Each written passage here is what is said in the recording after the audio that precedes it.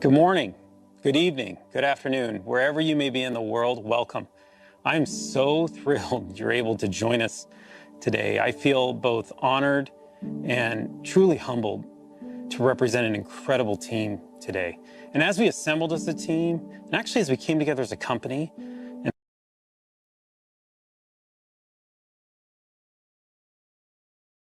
and thinking about the beginning of the next generation of Windows. You know, a big part of defining the future is always about understanding the past, especially in product making.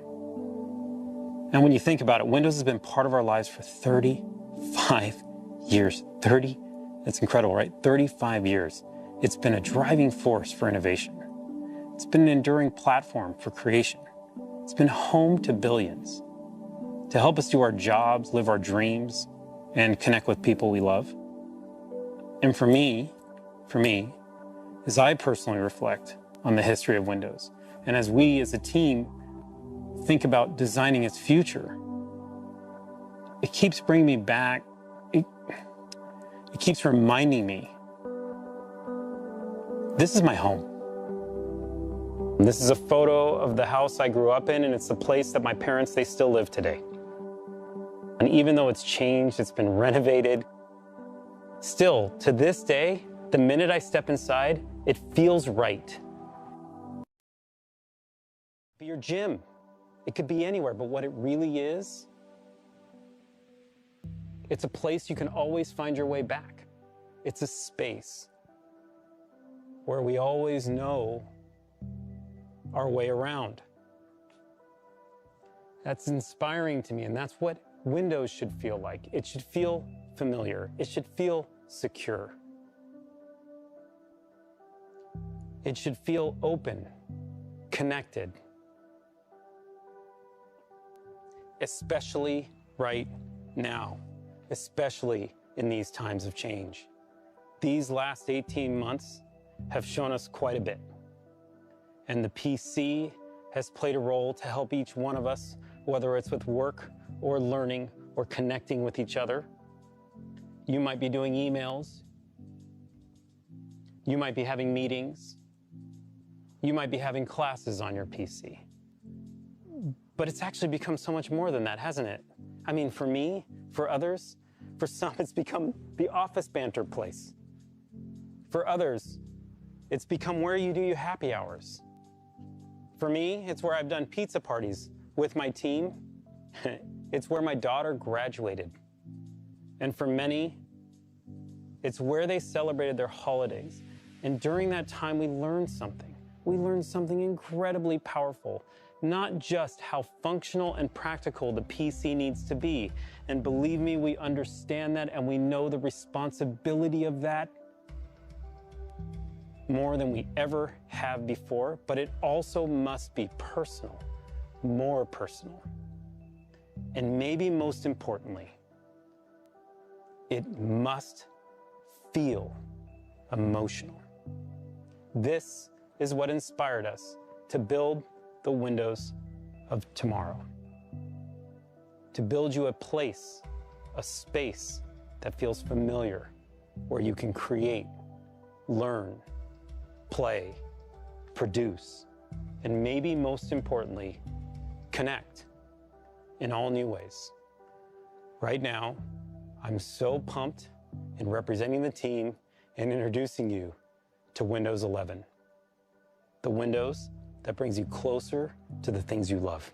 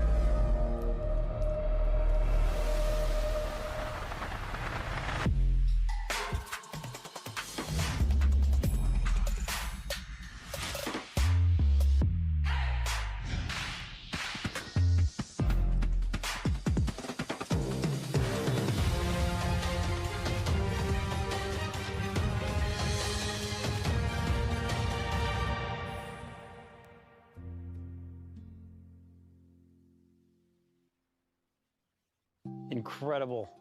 We're so excited. The team put so much into this.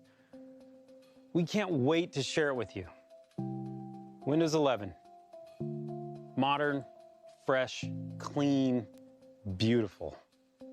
From the lock screen to Windows Hello, Windows 11 welcomes you. We put Start at the center. It puts you at the center. It's what you need closer to you, simplified. It's cloud-powered to serve you the docs and the apps you need. And the details matter.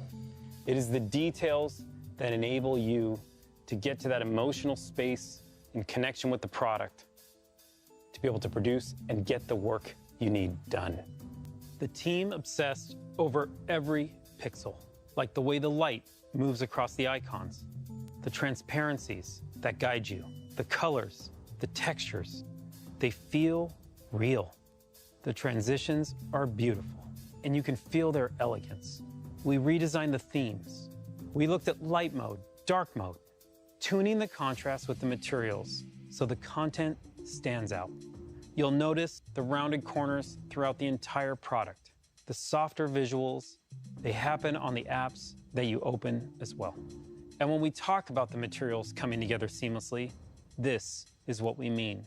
Watch as I open what looks like a sheet of glass that slides over the top of the product. It helps you understand at all times where you are, and sometimes getting you the inspiration and information that you need when you need it. It's what helps you be productive and creative. All of these details coming together, the transitions, the user interface, how it all flows together is meant to bring you an incredible sense of calm. Now, we talk about Windows 11 being beautiful on the outside, but it's also beautiful on the inside. The product is faster. Waking from sleep is faster. Windows Hello is faster. Browsing on Edge is faster. Browsing on any browser is faster, actually, which is just awesome. Windows updates. Windows updates are 40% smaller, and they're more efficient as they happen in the background. The product uses less energy, which gives you more battery life and makes Windows more responsible. And maybe most important, Windows 11 is the most secure Windows yet. All of this craftsmanship, from the details of design through the performance, they come together to empower you to produce and inspire you to create, to really understand its beauty. You have to see how it feels. For over 1.3 billion people around the world, Windows is what inspires us to imagine, to create, and ultimately, to get things done. With Windows 11, we made it faster and simpler to get started, to get organized, and to get back into what you were doing, all so that you can be your most productive and creative. The new Start menu, with its simple, clean, and beautiful centered layout, is optimized so you can find what you need quickly. Use the search bar to find things anywhere, on your PC, OneDrive, and the web. Use the recommended section to jump right back to editing. Start utilizes the cloud and the power of M365 so you can see your recent files, no matter what platform or device you were viewing them on earlier. In fact, I was looking at this Power and Simplicity document on my phone this morning, and now with just one tap, I'm right back into it. We're also making it easier to get started with new multitasking experiences. Windows has always been about helping you work how you want by offering the flexibility of using multiple windows on your screen. The ability to snap two apps side by side has helped busy Windows users for years. My team and I took the challenge to make an even more powerful way to help you create and be productive. Introducing Snap Layouts. New on Windows 11, layouts tailored to the size of your screen. Pick the layout that suits you, and with a couple of clicks, you're set up to do your best work. And Windows is going to remember this. You'll see what I mean in a sec. This is complexity made simple, but deceptively simple because nobody else lets you do this with this many windows. With the new Start menu and Snap Layouts, it's effortless to find what you need, to get set up and get started. Next, I want to show you how Windows helps you get back to where you were. Just when you get all settled in and organized and ready to work, along comes the inevitable interruption, a personal email that I need to reply to right away. Now with Windows 11, when you return to what you were doing after handling the interruption, or even when you return to the PC after being away from it for a while, you don't have to remember where you were or waste time setting things back up. Not anymore. This is Snap Groups, the collections of apps that I was using, sitting right here in the taskbar. Windows remembers and keeps them for me. I can get to it right from the taskbar where I'm already going to switch apps. And because they're right on the taskbar, you can now choose to switch between apps or entire projects. This is next level task switching. Bringing multiple windows back together is something you can only do on Windows. Sometimes switching projects or tasks means switching locations, like taking a call in a quieter space. So if you're not docking yet, and pro tip, you really should be, an extra monitor gives you more screen space to spread out. And you have the convenience of taking your device with you. When you do need to move around, the windows on your monitor minimize to your laptop so they don't disturb what you were doing. And now with Windows 11, and this is where the magic really happens, when you reconnect, everything is back where you had it before. No more trying to remember what you were doing. No more reconfiguring your layout. It's just right back to the way that you had it. So relax and get right back to doing. With Snap Groups and the new docking and undocking experience, it's easier than ever to get back to being your most productive and creative. I also want to show you 2 ways we're making it easier to always know where you are in Windows and in experiences like Microsoft Edge. As we research and watch videos and shop in the browser, it's easy to get lost in a bunch of tabs. With one click, you can switch to vertical tabs, which makes it easy to find exactly what you're looking for. The second way we're making it easier to know where you are is with desktops. We designed desktops to help you stay organized and focused. Each desktop can display a different set of apps so that you can make separate rooms for the different parts of your life. With Windows 11, you can now personalize each of your desktops with custom wallpapers so that each desktop can be its own place with its own look and purpose. You can have one for home, one for school, one for work. You can even have one for gaming. Have as many as you need. Desktops are an easy way to help you stay organized and focused. They're different expressions of you designed for the different parts of your life. The team and I are grateful, so grateful, that many of you choose Windows as your place to be creative and to get things done. We took aim at complexity and we brought you simplicity. We cannot wait to see what you do with Windows 11. That was just awesome. I'm so inspired to make products with Carmen and the team. Snap layouts, docking, I mean, these features, I'm pumped. I can't wait for you to try them. And for me, I have to tell you, they have changed my workflow on a daily basis. And they work incredibly well. But it's not just about productivity. It's not just about creativity. Beyond those things, there's another critical part of Windows. And we said we want to bring you closer to the things you love. Connecting to people is at the top of that list. Now, during the pandemic, for me, it was a pretty interesting time. I connected with my family more face-to-face than I had in quite some time. I mean, think about how many connections we all made. And whether it was on Zoom or Skype or Teams, we've connected with friends and family and loved ones all around the globe through our PCs. On Teams, my family and I would get together regularly, and it was pretty inspiring. It really did. You start using it, and it changed the way you think about connecting with family. It was almost like, why weren't we doing this before? I'm closer with my family in Cyprus now than I ever was. But don't get me wrong. I mean, I want to hug them. I do. I want to be with them. I want to be next to them. But at the same time, I don't want to lose this opportunity to connect with them on the PC, the way we've been connecting and getting closer. It's almost like we found a new tradition, which is why I'm super excited today to announce to you Teams integration directly into Windows.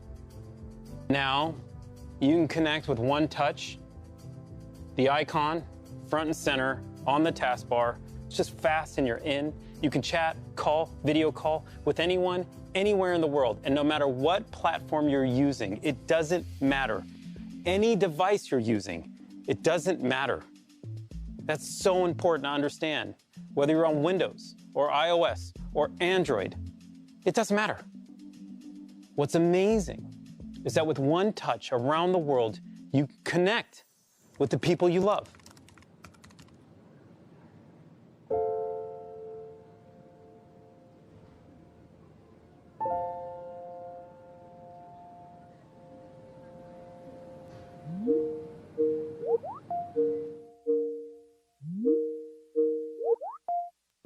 We had a girl.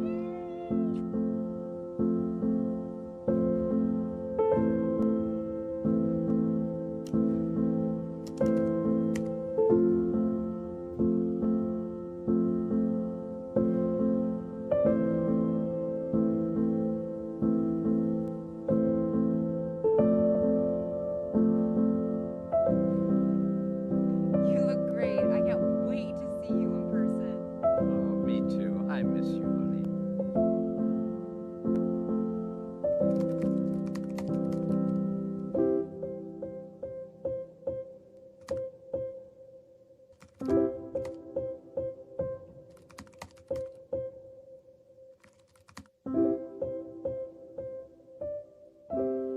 Everything okay?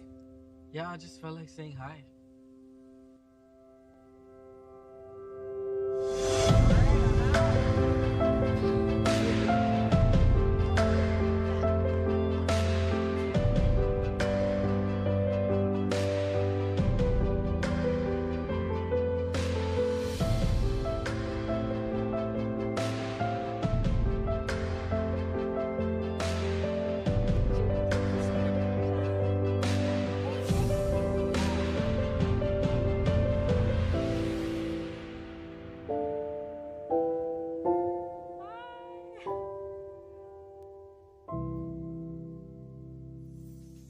Teams is near and dear to my heart, no doubt.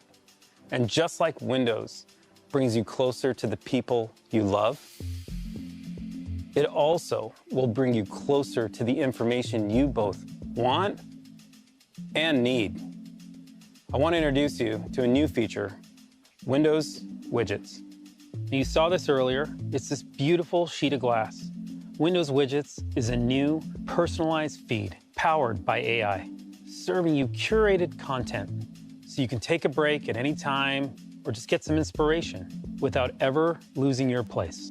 These and other innovations in touch, pen, voice, mouse, keyboard, they all come to life to help Windows adapt to you. Adaptability, flexibility, and versatility are key to creating even more personal computing. So to make Windows 11 something beautiful that works better with you and for you, we've redesigned the experience of Windows without a keyboard, so it adapts to you instead of the other way around. We've refined the ways you interact with your PC to give you the flexibility to work how you want. And we've created new experiences to make Windows your go-to, not just for productivity, but also content and entertainment. So first, adaptability. I have a 2-in-1 because I didn't want to also buy a tablet. But to be honest, I never use it without the keyboard because it feels too different. Windows 11 always feels like Windows. And you'll see what I'm talking about as soon as you detach your keyboard. It's the same beautiful centered taskbar, just with a touch more space between the icons. We've added bigger touch targets and subtle visual cues to make resizing and moving windows easier. You still have Snap to make the most of your screen, and when you rotate, not only is it smooth, but we've stacked them on top of each other because it just makes sense. We've also added gestures because we know how important they are, especially when you don't have a keyboard. And they're the same ones you use on the trackpad today, so you don't have to relearn how to use your device. It's a consistent experience with subtle differences to make Windows adapt to you. Next, we've refined the different ways that you can interact with your PC, so you can use it however you want to. Many of you like to use a pen because it's a great way to sketch out ideas or highlight, and take notes. With Windows 11, we're enabling haptics to make using your pen even more engaging and immersive. I cannot wait for you to get your hands on one of these because it's amazing to feel and hear the vibrations as you click and edit and write and sketch. Or you can use the new touch keyboard, which is amazing.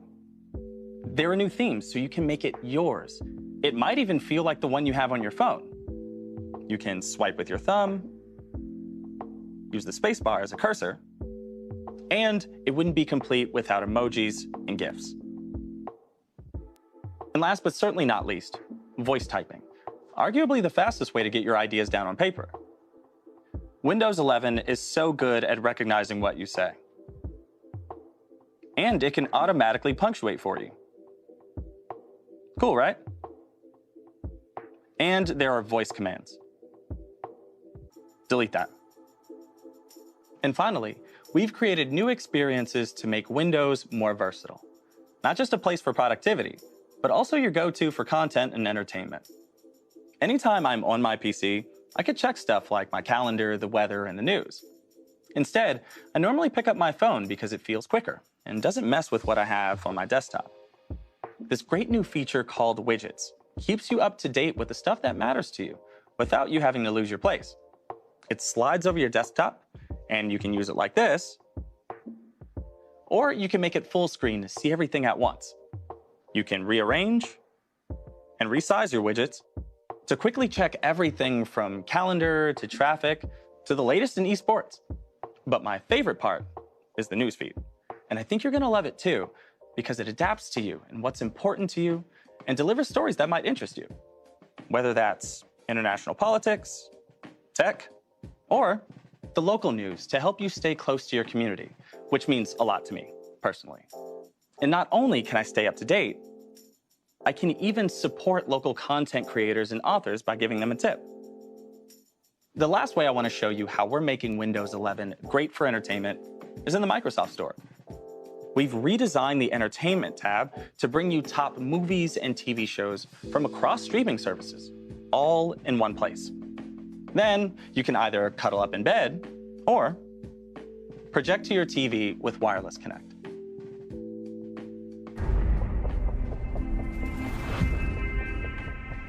Windows 11 makes the PC even more personal by adapting to you, empowering you to work and create however you like, and by giving you the best of productivity and entertainment all in one place.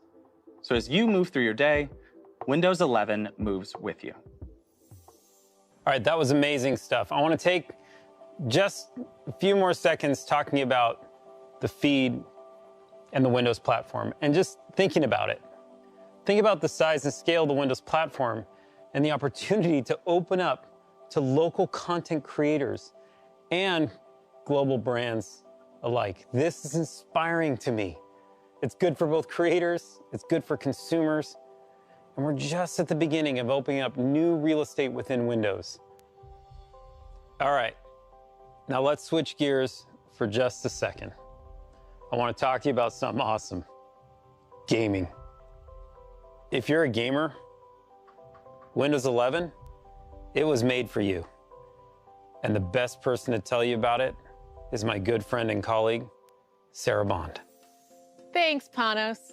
I'm thrilled to be here today to share the latest gaming innovations in Windows 11. Gaming has always been fundamental to what Windows is all about. We build Windows to be a magical place where everyone can play, connect, and create. The Windows legacy is one of innovation through collaboration, breaking down barriers, crossing divides, and bringing all creators and players together in a limitless world.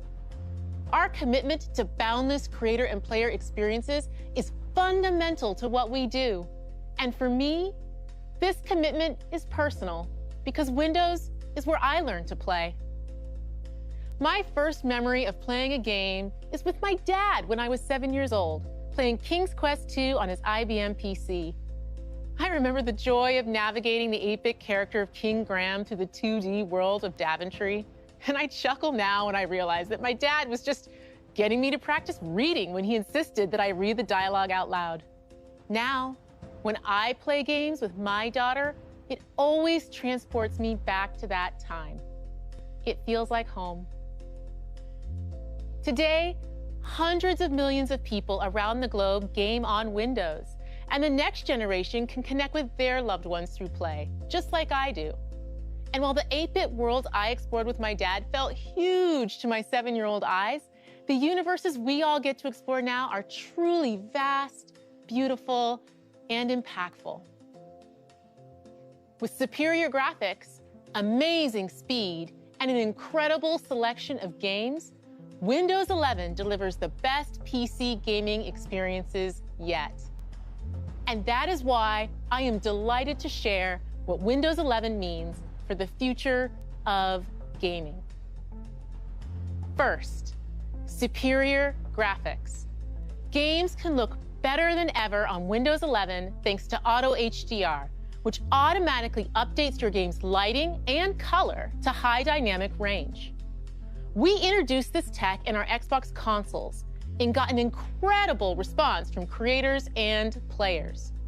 It's just awesome to bring this to Windows 11. The results can be dramatic. Just check out this side-by-side comparison of Skyrim from our own Bethesda game studios. On the left, you can see the game running in SDR, and on the right in Auto HDR. The colors and lighting are much more vibrant and lifelike with HDR, elevating the visual fidelity. The difference is stunning.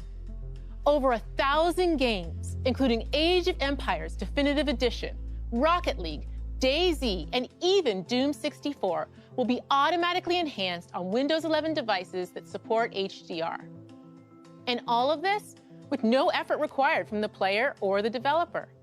It just works. Next, amazing speed. With top-performing PCs running Windows 11, new games can load faster than ever thanks to a breakthrough technology called direct storage, which we first pioneered in the Xbox Series X and S. With direct storage, games can quickly load assets to the graphics card without bogging down the CPU.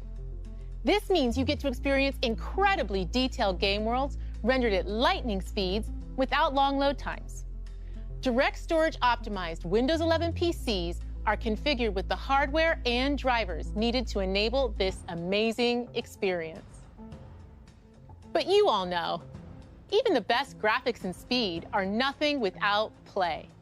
Which brings me to the final and most important thing of all: games. That's why we created Xbox Game Pass, built right into Windows 11 through the Xbox app. Game Pass is a membership built to bring the power of games to everyone. For a low monthly price, you have full access to a library of hundreds of games. The Game Pass library is incredible. It includes PC games from both Xbox Game Studios and Bethesda the day they launch, all of EA Play, and a great selection of third-party titles from developers big and small, with more entering every single month. And with Xbox Cloud Gaming integrated, we've made it possible to play the highest fidelity games on all PCs. Also, because of our commitment to player-first innovations like cross-play and cross-save, you can play these games seamlessly across devices with a global community of millions of players. Game Pass is simply the best way to discover and play your next favorite game. And for those favorites you want to keep, you can also buy them straight from the Xbox app with just the click of a button. Whatever you're in the mood for, whether it's an action game like Halo, a grand strategy game like Crusader Kings 3, or an indie legend like Undertale, we've got you covered. And because Windows has the broadest hardware support in the world, you can connect millions of gaming peripherals and accessories so you can game the way you want. Everything from Bluetooth controllers, mechanical keyboards, the Xbox Adaptive Controller, and surround sound headsets, to flight sticks, driving wheels, and external GPUs. From the team that has always been committed to unleashing creativity, connection, and play, we bring you the best Windows ever for gaming. Superior graphics, amazing speed, and incredible games. Welcome to Windows 11.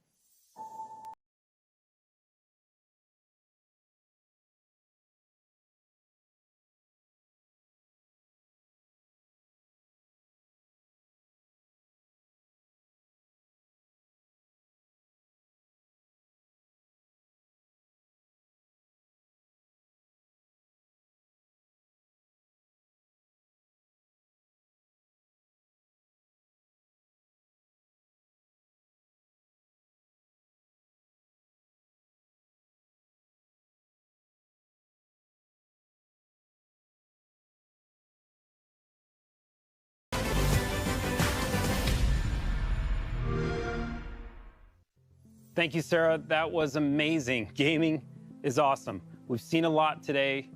We've gone through productivity, creativity, versatility in gaming. But when you think about it, it's always about apps. And Windows has always been about apps. This is why we've rebuilt the Microsoft Store from the ground up, and we built it for speed. And it is beautiful. Oh, that's cool. I love seeing Disney Plus in the store.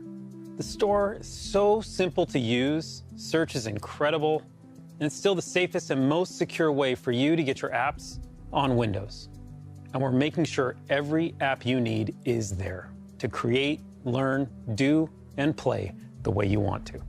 Now for the developers out there, let me talk to you. First, you're our heroes. What you do, what you build, I gotta tell you, it inspires us. But we also want you to be able to bring any technology, the technology that you love, to the store.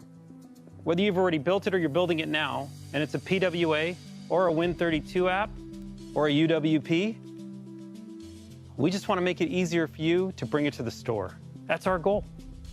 We also want to help you build your business. And whether you use the commerce engine that we help you with, and you want industry-leading rev share from that, or bring your own commerce engine. And if you do bring your own commerce engine, you keep 100% of your revenue. We keep 0. A great example of where all this store technology comes together is with Adobe, who are just doing amazing work, bringing the Creative Cloud and Document Cloud directly to the Microsoft Store. Through their subscription services across a suite of app technology from UWP to PWA and Win32. We are really excited to expand this partnership with Adobe and to see what developers around the world will create in the Microsoft Store. Because what you do inspires us, and we want to help. Now, to learn more about it, we have a session for developers later today, and we are excited to take a deeper dive. Please join us. Okay, before we move on from the store, just one more small surprise. Android apps coming to Windows. And I mean coming to Windows. They can be integrated into Start. They'll be integrated in your taskbar. You can window the way Carmen showed you earlier with these apps. And for me, like one of my favorite apps is TikTok, it's true. And they're discoverable through the Microsoft Store using the Amazon App Store. It's really cool. And we use Intel Bridge technology to bring it to life so it's just seamless and smooth. And these integrated apps, I mean, it's just, what it does is it brings you into Windows from the most professional editing apps all the way through to the most casual apps you can think of when you lean back on the couch the way Philip had showed you, to just let Windows adapt to what you do. We love this. We love that the Microsoft Store continues to be more open, inviting our developers in, inviting more apps into the store, inviting you as our customers to use any app that you love.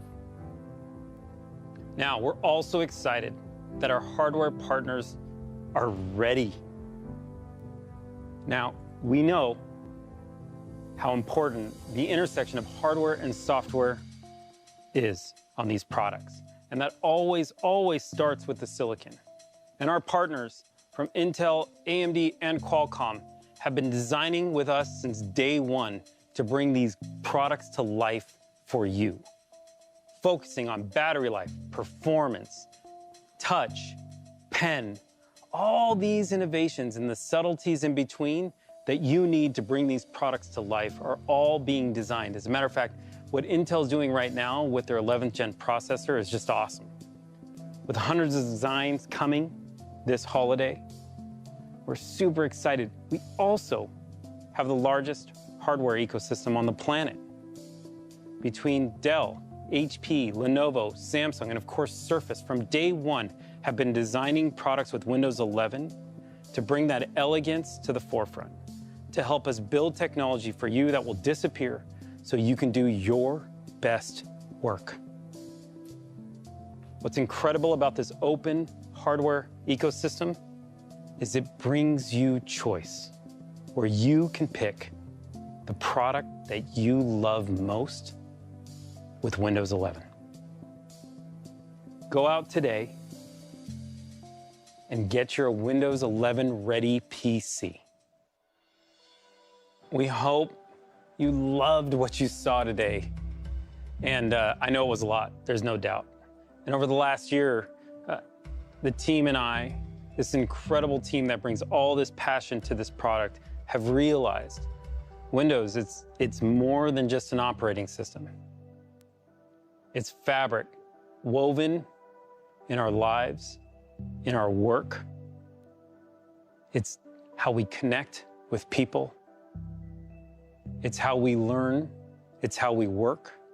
It's how we play.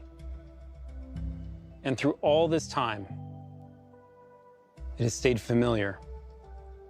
And yet, it has continued to evolve with us. It feels a lot like home.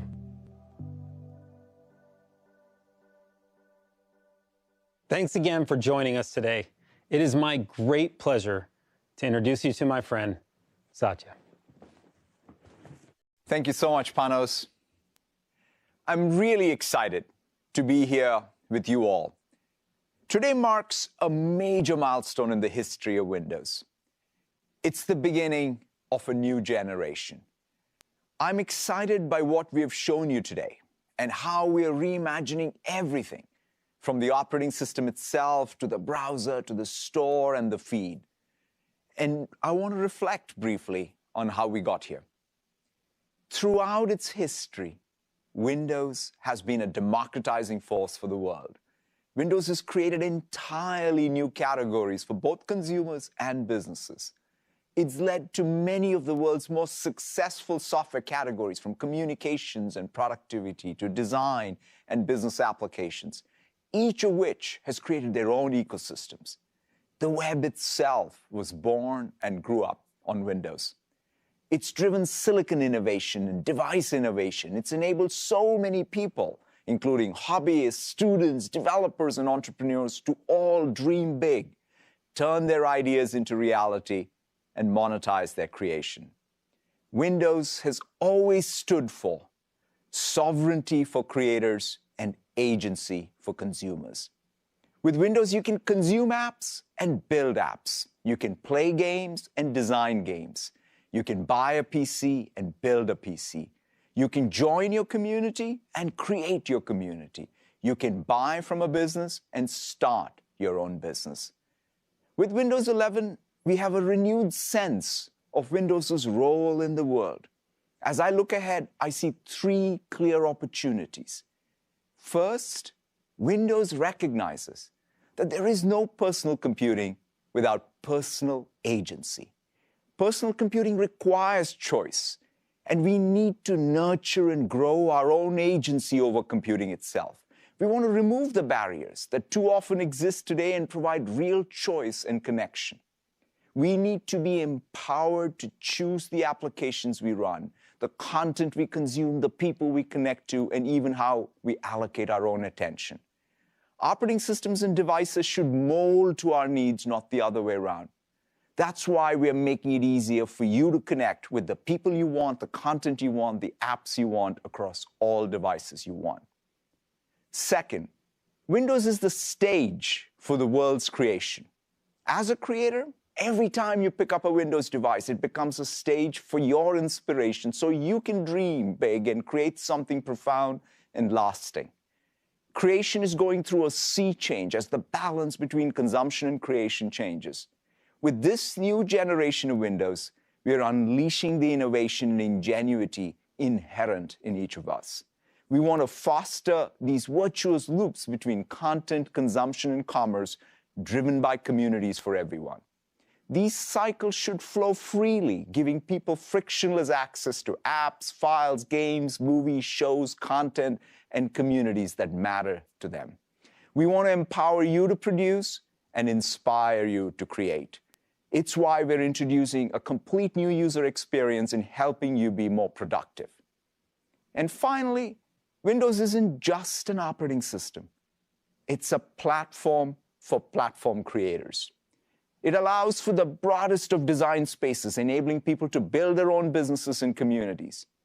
Today, the world needs a more open platform, one that allows apps to become platforms in their own right. Windows is a platform where things that are bigger than Windows can be born, like the web. That's our aspiration with Windows 11, to be the platform for the next web, the next transformational software category, the next personalized content business. A platform can only serve society if its rules allow for this foundational innovation in category creation. It's why we're introducing new store commerce models and policies and creating new opportunities for local publishers and supporting even more apps with Android apps on Windows. This is the first version of a new era of Windows. We're building for the next decade and beyond. And when I reflect on those chapters to come, I'm reminded of an analogy from a 19th century philosopher who compared creators to objects in our solar system.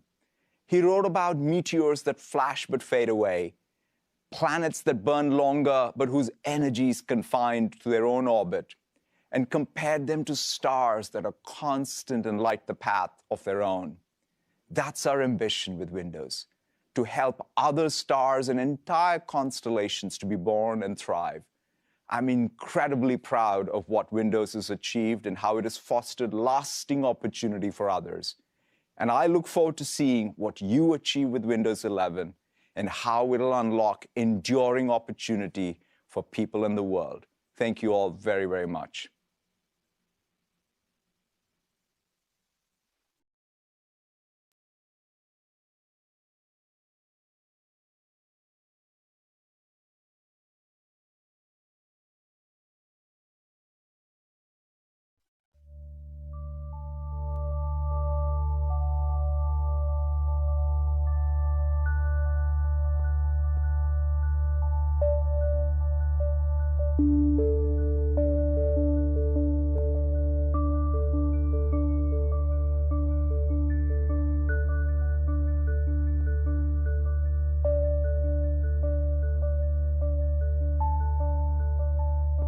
Flash drives may get all the love these days, but hard drives are bigger than ever. Literally, new technology is coming that may enable 20, 30, even 60 terabyte drives, but they will need to handle some weird physics to deliver this massive storage.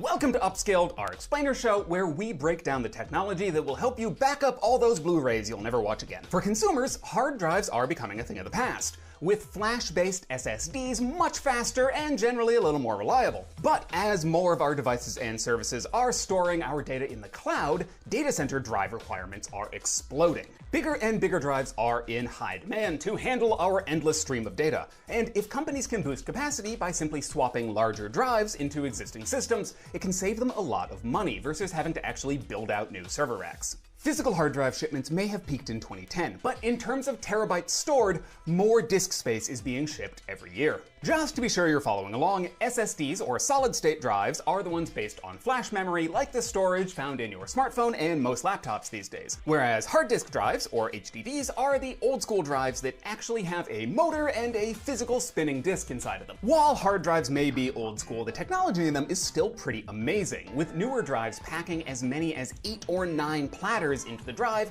all of those spinning at over 7,000 RPM. Newer drives are even filled with helium to help reduce the air resistance on those platters as they spin.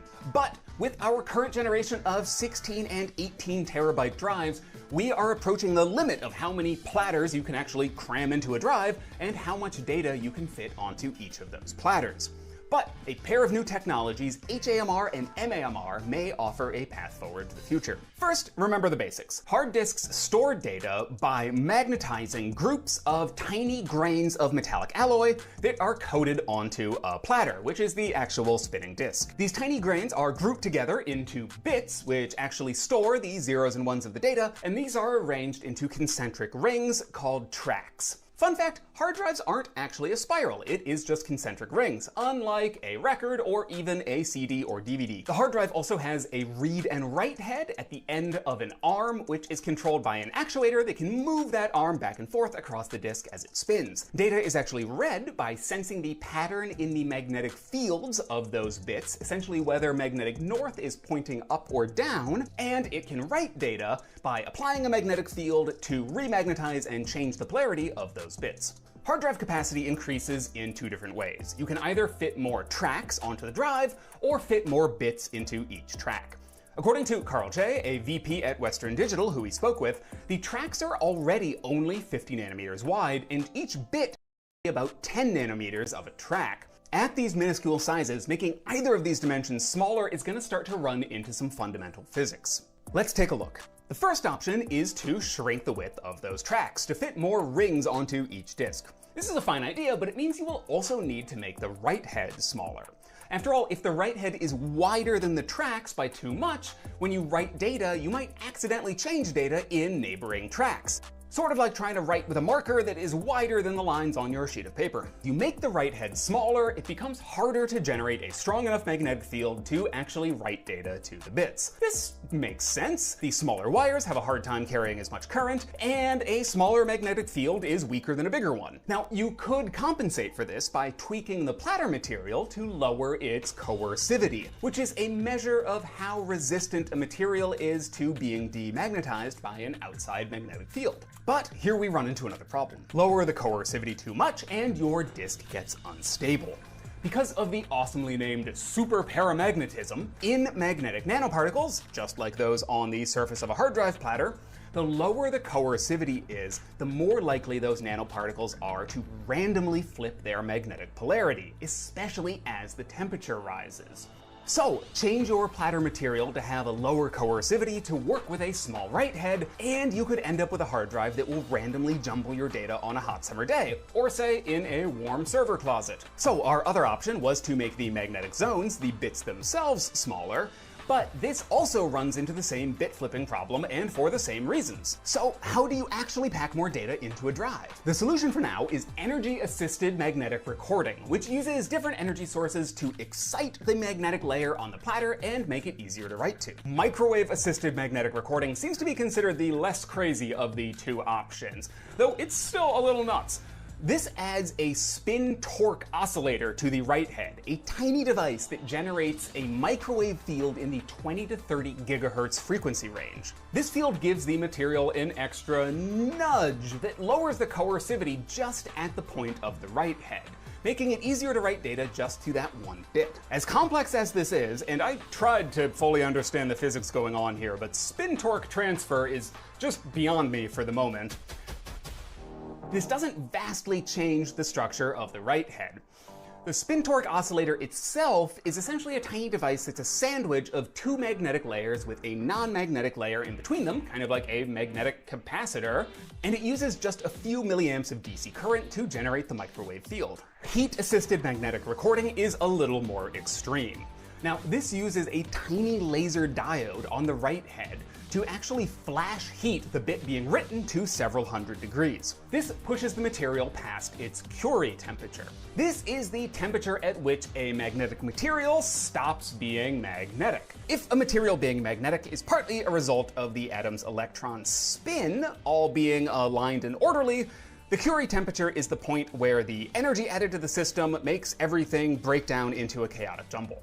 This also lowers the material's coercivity, and as the material cools, the magnetic field from the right head can kind of drag the nanoparticles into a new magnetic polarity.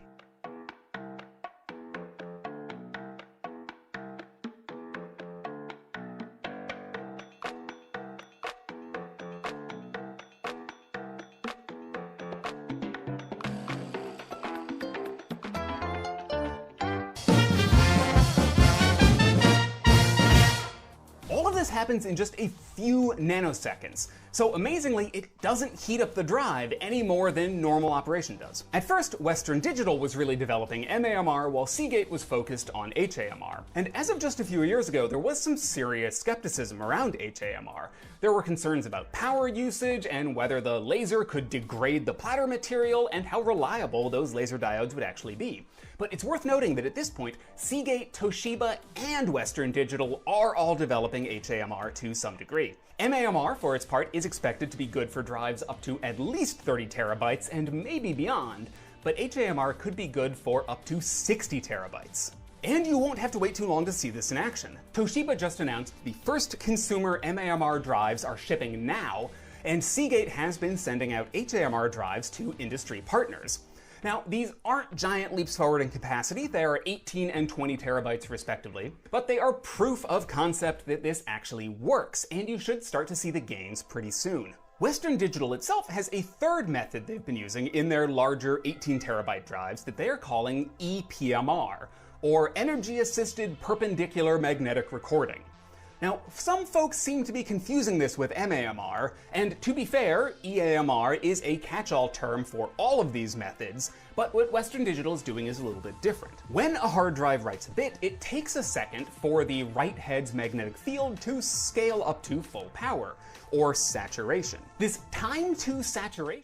What's up, everybody? Welcome back to another live broadcast of the Engadget Podcast. I'm Senior Editor Devendra Hardwar. I'm here with our reviews editor, Sherlyn Lowe. Hey, Sherlyn. Hi, that was a show.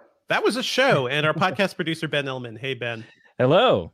Hey, and we are here directly to talk about the Windows 11 event. We just need a few minutes to get ready. But yeah, that was very exciting, guys. It was pretty much everything I was kind of expecting. So heads up, thank you all for joining us on the live stream. Seeing some regular names here too. Don't know if you want to shout anybody out, Sherlyn or Ben, but I'll give you guys the lay of the land. Anybody you want to shout out?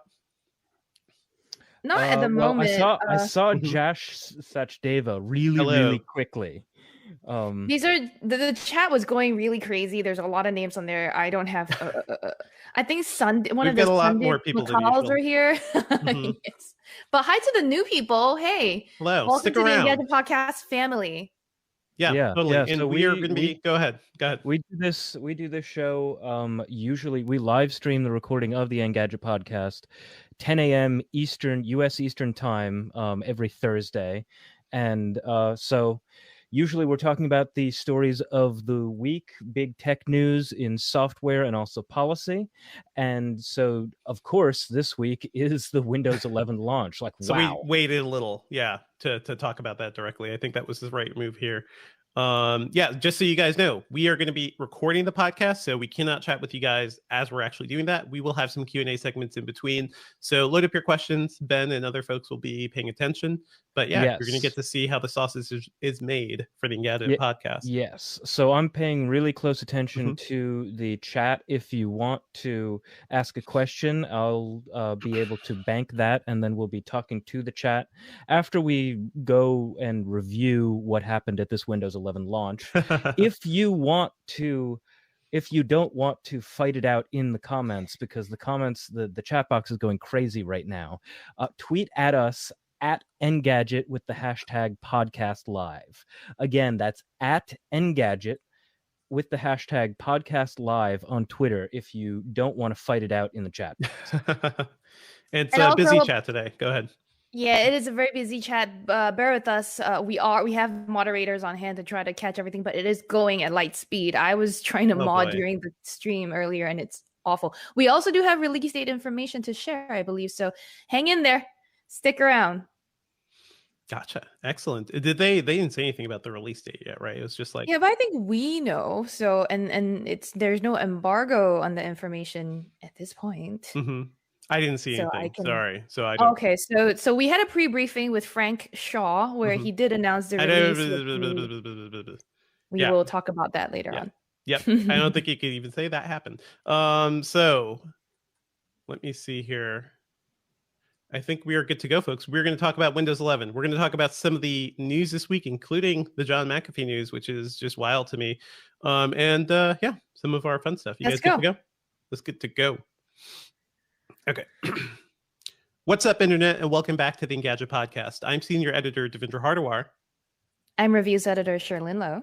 This week is Windows Week. It is Windows 11 week. It has been finally and officially announced by Microsoft. We are recording this podcast right after the launch event, so all this news is fresh in our heads, and we're going to dive into what makes this new release of Windows so special. So stay tuned for all of that, and we've got a lot of really different news going on this week, too. As always, if you're enjoying the Engadget Podcast, please be sure to subscribe to us on iTunes or your podcatcher of choice. Leave us a review on iTunes. That's always super helpful. And you can join us live every Thursdays around 10 a.m. Eastern to chat about, actually see how we record the show. Windows 11. Windows 11. I'm feeling a little giddy here, even after we talked about the Windows 11 leak last week. And, you know, it seems like that was actually very, very close to being done. This final version of Windows 11 that was announced today looks like it has the center taskbar that we saw earlier. It has the revived, the kind of simplified start menu. It's got widgets. It's got a lot of features and some like tablet changes too, that I think just look a little more polished than Windows 10. Sherlyn, what is your big takeaway from this event? Because I know you're a big PC nerd like me. Yeah. I will say, if you guys haven't heard last week's episode of the Engadget Podcast where we kind of went more in depth with the Windows 11 leak, it's worth a listen just to see what's, a bit more details on what's new.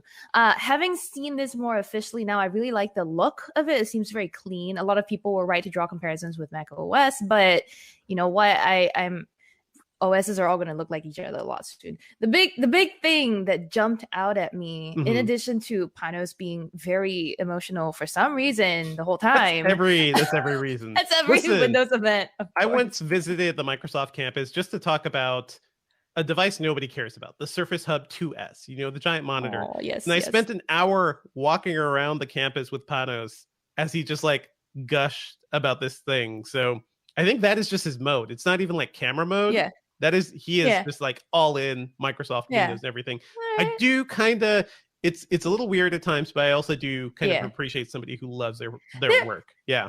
There are people who are like that, but one of the things that we got a closer look at in this official unveil at least, is that the App Store or the Microsoft Store is getting Android apps. I thought that was one of the biggest pieces of news that was dropped with no fanfare just near the end. And it's like, okay, look, I know that Android App Store has some quality issues for sure, but there's a ton of them, which was one of the biggest problems with Windows apps, and that being none of them, right? Like there's close to none if you want to make Windows a mobile-friendly OS. So this is a big step in that direction of making Windows a more mobile/touch-friendly device. And the way they say they'll integrate it into Windows 2 doesn't look like it's just going to be an emulator window limited to it's going to be vertical orientation because that's how the apps are mostly built, but because Android can't build for wide screens anyway. But and it's going through the Amazon store too, which is Amazon wild. App Store,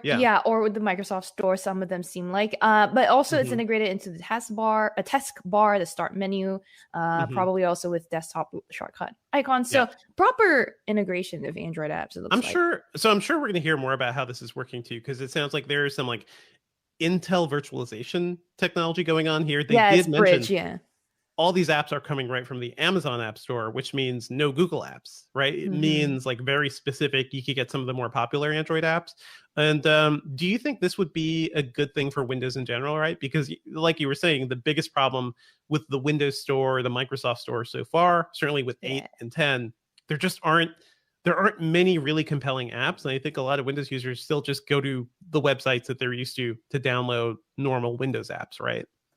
Yeah, I do think that once you have Windows on, once you have all these apps, right? Windows on ARM becomes more of a compelling Yes, sell. true. So much more of a compelling sell. Like, okay, now you refocus that messaging for Windows and ARM. Don't just say that it's about mobile apps. It's about more like a tablet experience, right? Because then I get it. Then I'm like, oh, then these apps have to be downloaded from the App Store. And yeah, you have the desktop experience if you need it, but your primary means of interacting with Windows and ARM should be more to think of it as like could be Android apps. Could be. You could still use it to download apps from the desktop. But I think with that compatibility issue, the concerns over compatibility might be less huge. I don't know. I'll have to use the machine to see. We have to see. Let's paint a picture for people. So if you missed last week's episode, Windows 11 looks similar to Windows 10. It has a center taskbar,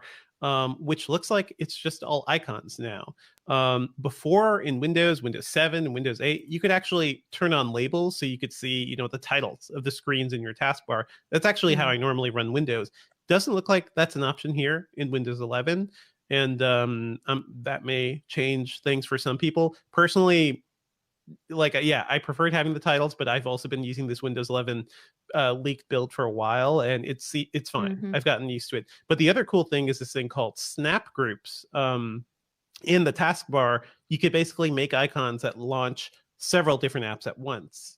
So if you're a big Evernote user or something, you could launch Evernote plus your Slack plus something else at the same time and have them arranged in the windows in the right way. That's something we should talk about, because they probably did some underlying work to rearrange how Windows actually handles Windows, because now it's just smarter.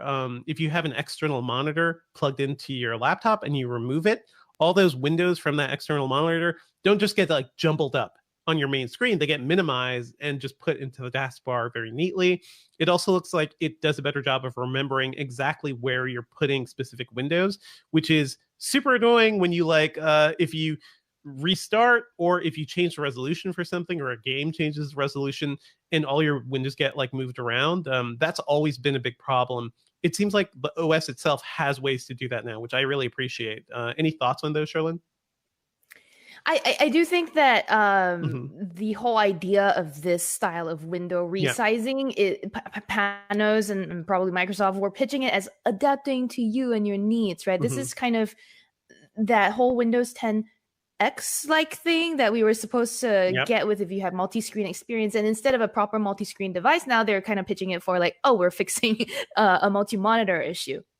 But it does look like it'll be, smooth, fluid, flowy. I still want my resizable windows for myself, but it's also a new shortcut I'm going to have to get used to, because that's not really currently how I use my laptop. I'm very much a one window, one screen all the time person. But that's it. I can see the convenience, and yes, it does seem like underlying it needs to adapt to the size of your window, the size of your screen, and some kind of tweak happened behind the scenes here. It's basically some minor frustrations. I don't know. There's also this thing with the HDMI connections where it's when you plug in an external display, everything goes crazy on Windows sometimes. So it does seem like they've locked that in a bit better. In the video we were just showing, we saw some widgets on the side of the screen. They're calling them web widgets. That is, they just look like tiny little boxes, like the widgets we've seen in other OSs. Looks like weather, calendar, things like that. It's not going to fundamentally change the way I use Windows, but I guess it's kind of nice. It's like an at a glance collection of things to just see a bunch of information all at once, right? I mean, I still need to see more of how this is being implemented to understand how I feel for it. But again, the way Microsoft seemed to pitch it was a way for developers and creators to get their content in front of you, and therefore also make a bit more money off of you. So will it feel like ads? I don't know. I'm not sure how I feel about that, but we'll see. I don't know if it was ads, but they did mention, so one thing they talked about was some of the store changes we were expecting, and they confirmed that Win32 apps, the normal .exe apps, developers will be able to put those in the Microsoft Store, which is something they couldn't do before. Before they had to be packaged as like UWP or Universal Windows Platform apps, which were kind of limited and had to be updated in specific ways. So I do think Microsoft is relaxing things a bit there too. They also mentioned that developers can use third-party commerce solutions, so like their own billing or charging solutions, and also Microsoft won't be taking a cut of any of that. So this kind of this strikes at the heart of the App Store controversies we've seen over the last few months, where Epic and a lot of developers are kind of railing against Apple's 30% cut and the way they kind of take some money from users, or from developers. So I do wonder if this could help the Microsoft Store kind of become a little more vibrant. What do you think, Sherlyn? Like, do you think developers will actually appreciate this flexibility versus Apple's like very restrictive controls?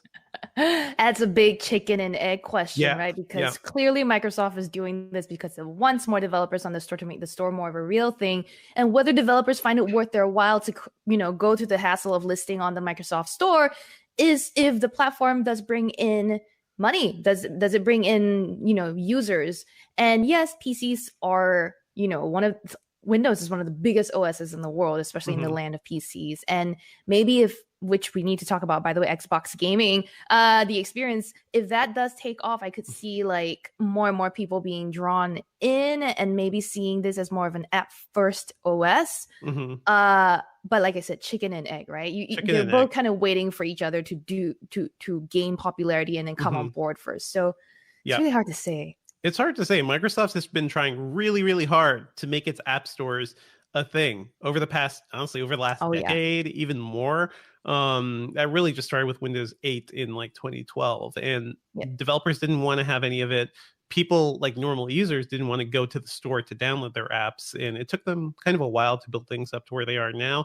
One thing we didn't talk about is the new start menu, and I don't think they actually spent much time on it, right? Because it is like we described last week. It is a collection of your pinned app shortcuts at the top when you hit it now. There's some suggestions at the bottom. There's a button you can hit to see the entire start menu. I don't think a lot of people are going to miss seeing the whole start menu, but do you have thoughts, Sherlyn, or do you miss the like live tiles from the Windows 10 and Windows 8 start menus? Not at all. Nobody used live tiles. Yeah, like we talked about last week. I like this cleaner look. Nobody used live tiles. I didn't need to see the weather in my start menu. I like this cleaner look. I like the centralization of the icons on the taskbar as well. And I like that you have the option, based on your experience with the leak anyway, to bring it back to the left if that's where you prefer it. Options and choices are what users need, even though you're trying to go for a new look. I will say that from our live chat audience, by the way, came a good question by Kev, because we were talking about Android apps coming, to Windows 11 and that being powered by something called an Intel bridge.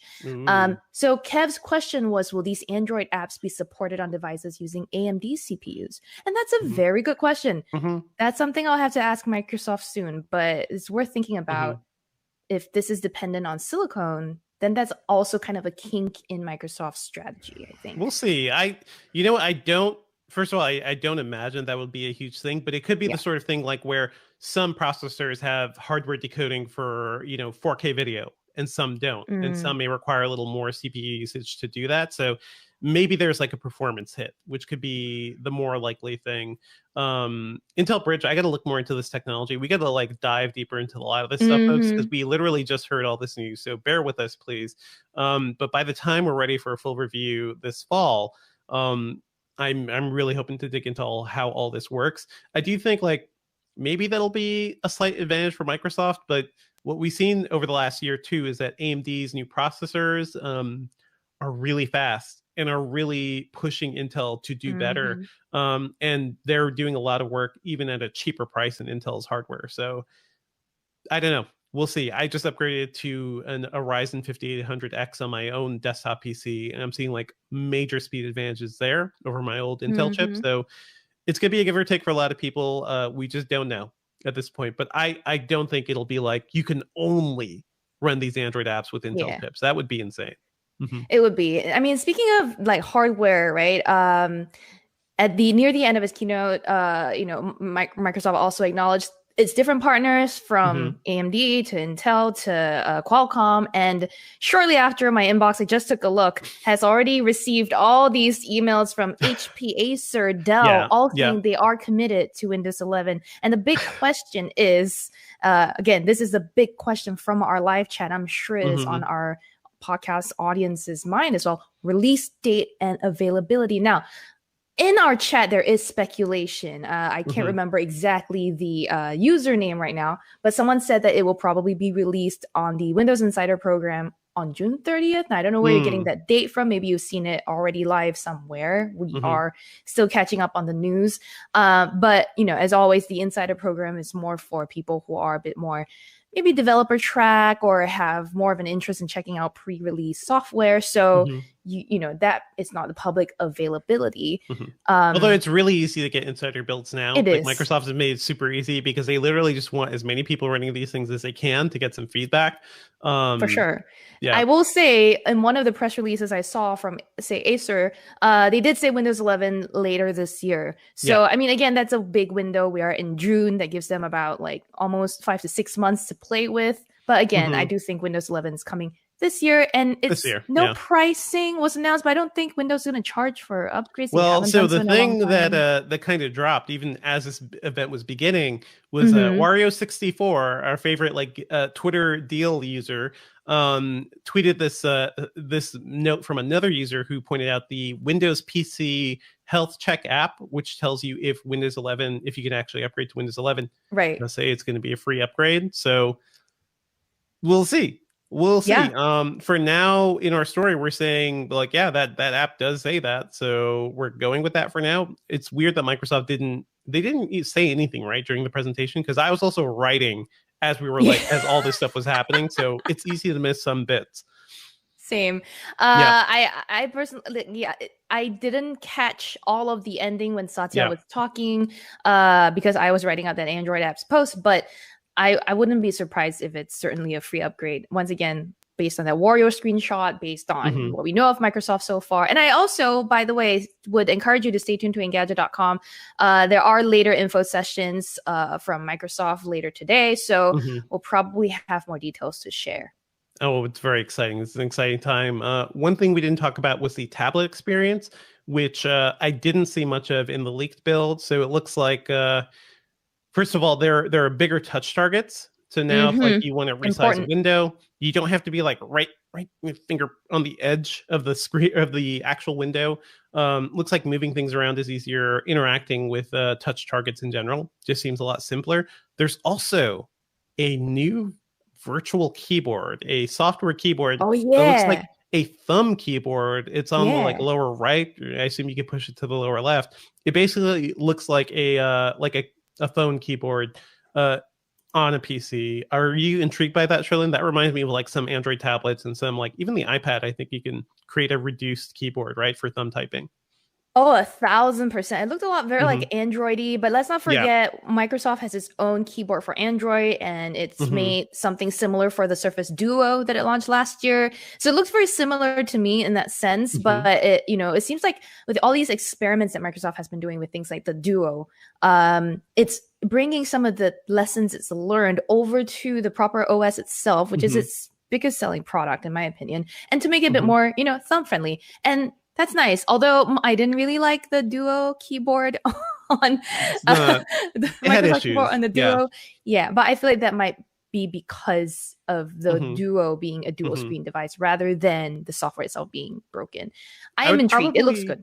Yeah, I would probably use a thumb keyboard, like a small one that I could just move my thumb around really quickly and type, rather than the full screen software keyboard that you see on a lot of Windows tablets. There's no way to type. It's no way to live, to be honest. A couple other nice tweaks we saw in the tablet experience. It looks like if you rotate from landscape to portrait, your windows just kind of reorient in a nice way. It's very organic. So if you have one window on the top and one on the bottom, they're going to just switch over very nicely. So I'm really intrigued to see how Windows 11 works on Surface devices and other Windows convertibles and 2-in-1 PCs. Maybe this could breathe some new life into those computers too. I will say a lot of people in our live chat are alerting us, and I just double checked. The Microsoft website does say that Windows 11 is coming later this year, and lots of people are saying it's going to for sure be a free upgrade. So, hey, for those people listening to this podcast the day after, you might already know. But just so you know, lots of people, you can already see the information on the Microsoft website. Yeah. We're getting a lot of this in real time. So they talked about some gaming stuff too, real quick. It does seem like some of the features from the Xbox Series X and S will be popping over. So the audio HDR feature, which can basically use AI algorithms to create an HDR layer on older games, that's going to be headed over. They say over 1,000 games are going to support that. That's really interesting to me because it's like it is a big graphical change. If you have a monitor that supports it, or if you're playing on a 4K TV, that you'll get more dynamic lighting, you'll get better colors. I was playing a bit of Alan Wake when I was reviewing the Xbox Series X, and like that game wasn't built for HDR, but it actually worked out pretty well because that's a game with a lot of dark spaces and stuff too. So that's cool. And what else? It's the direct storage API, which is I think a little more nerdy, but I believe that just allows for a faster throughput rate between your disk drive and like the actual hardware on your system. So basically faster. Things are going to be faster. Games are going to load faster. Hopefully we'll see some of the like crazy good load times we're seeing on new consoles too. So to be expected. I'm not too surprised we're seeing those features. Any thoughts, Sherlyn? And there's the Xbox app too, which we talked about last week. I mean, this I've again been contemplating, and I also promised people on Twitter that I will become a gamer this summer. So this will be my way in. Obviously, I won't get Windows 11 by then. By the way, according to the Windows website, the upgrade rollout plan is still being finalized, but for most devices already in use today, Microsoft expects Win 11 to be ready sometime in early 2022. That's for devices out there today. So it's a while to wait for sure. So for me, I can get on Game Pass now and just play on whatever I have, and then my devices when they upgrade next year. And you need to check your system requirements, of course, to see if you're compatible for an upgrade. And if it is, it will be free. Then I will have the new experience, and maybe that'll turn me into a real gamer, I guess. For now, I can still keep playing League of Legends. I'm good. You can still keep playing that, and it's going to be a good summer. And Steam, it's going to be a good summer for Xbox Game Pass Ultimate users because you can play a lot of xCloud games. You'll have a lot of free stuff too. Any takeaway thoughts, Sherlyn, on what we've seen from Windows 11 so far? How about a takeaway thought on what we didn't see, which is I think we were, ahead of every show like this, our team gets together and we're like, okay, what do we expect them to show? Especially if we're not getting pre-briefed. And one of the things we were like, maybe a super wild card thing we might see is the Surface Neo. Devendra, do you think the Surface Neo is dead?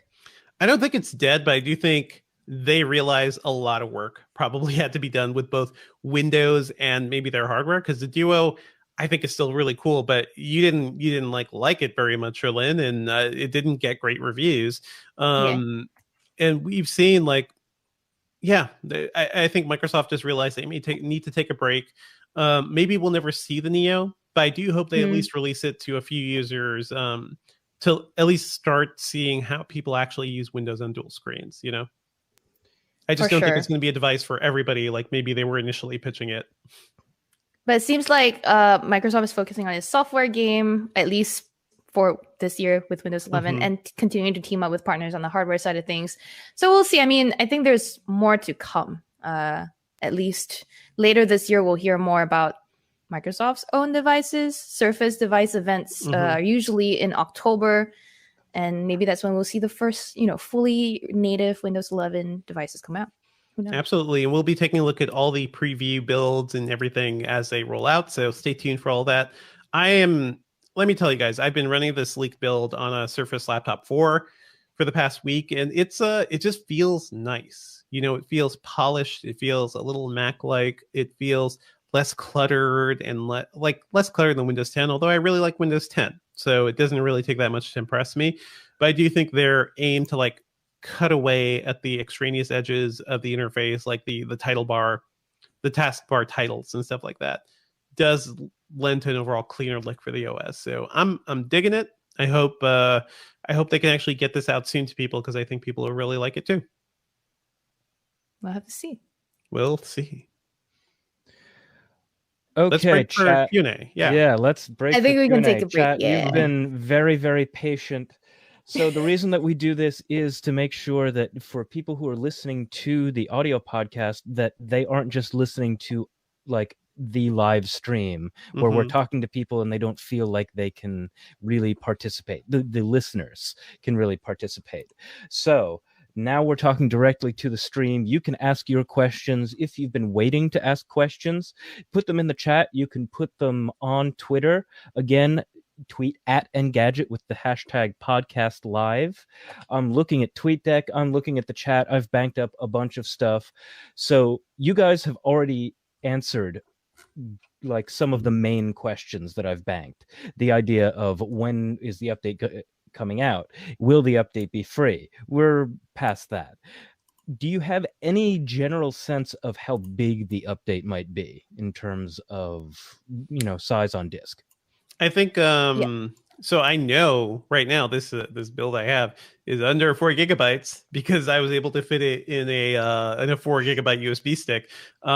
Actually no, maybe it was a little more. I have to double check. So it's going to be between 4 and 8 gigabytes most likely. That's just like how builds are going these days.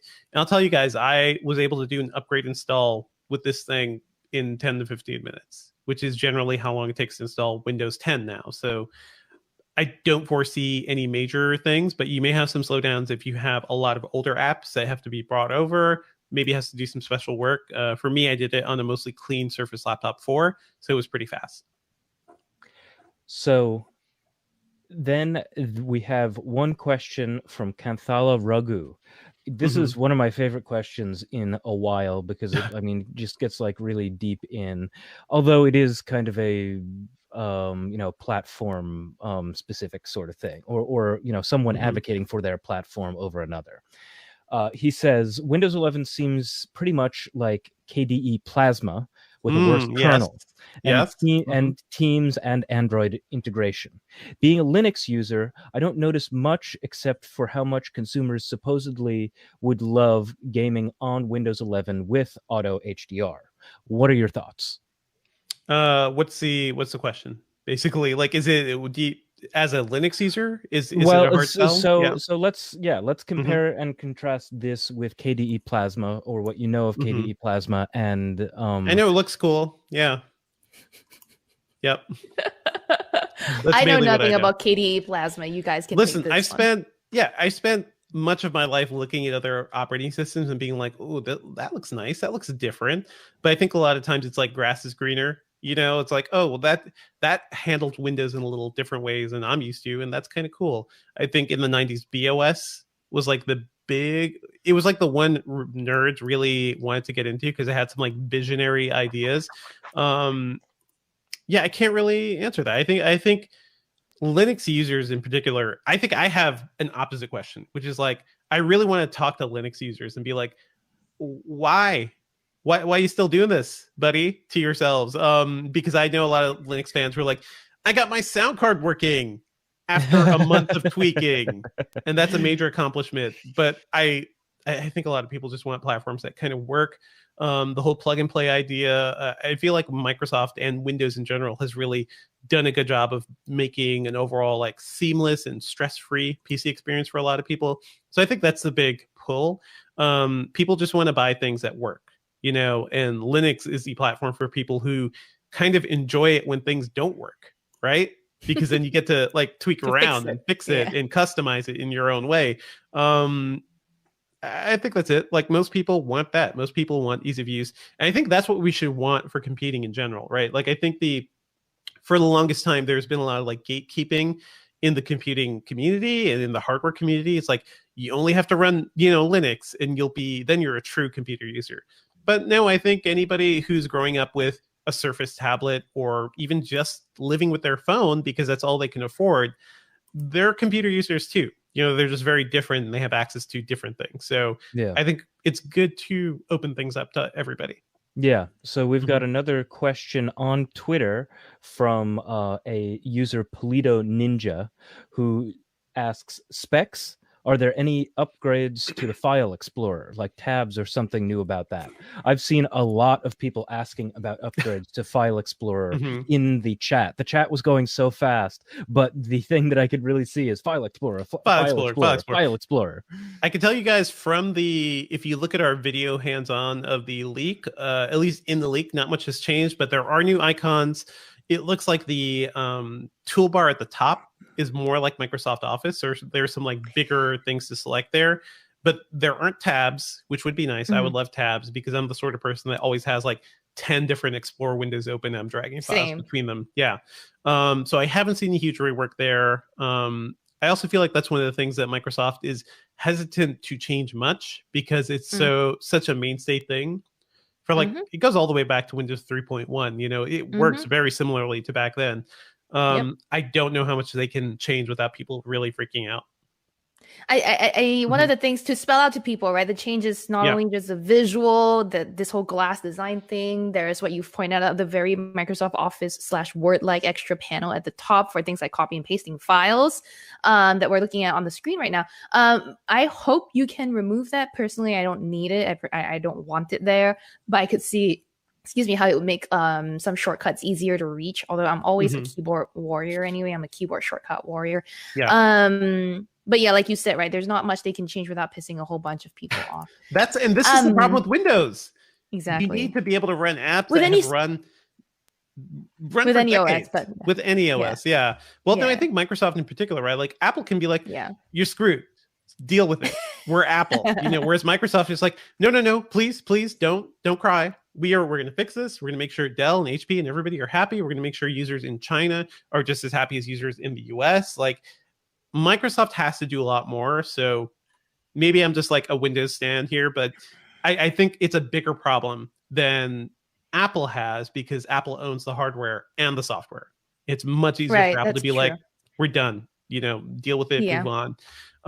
We relate to the other question, by the way. Somebody sent me the minimum system requirements for Windows 11. I was going to read it. Yeah, go ahead. That's good. That's good.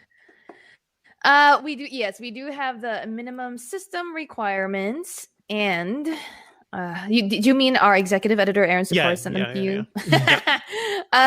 You need a 1 gigahertz or faster processor with 2 or more cores on a compatible 64-bit processor. You need a minimum of 4 gigs of RAM, which is most systems have that.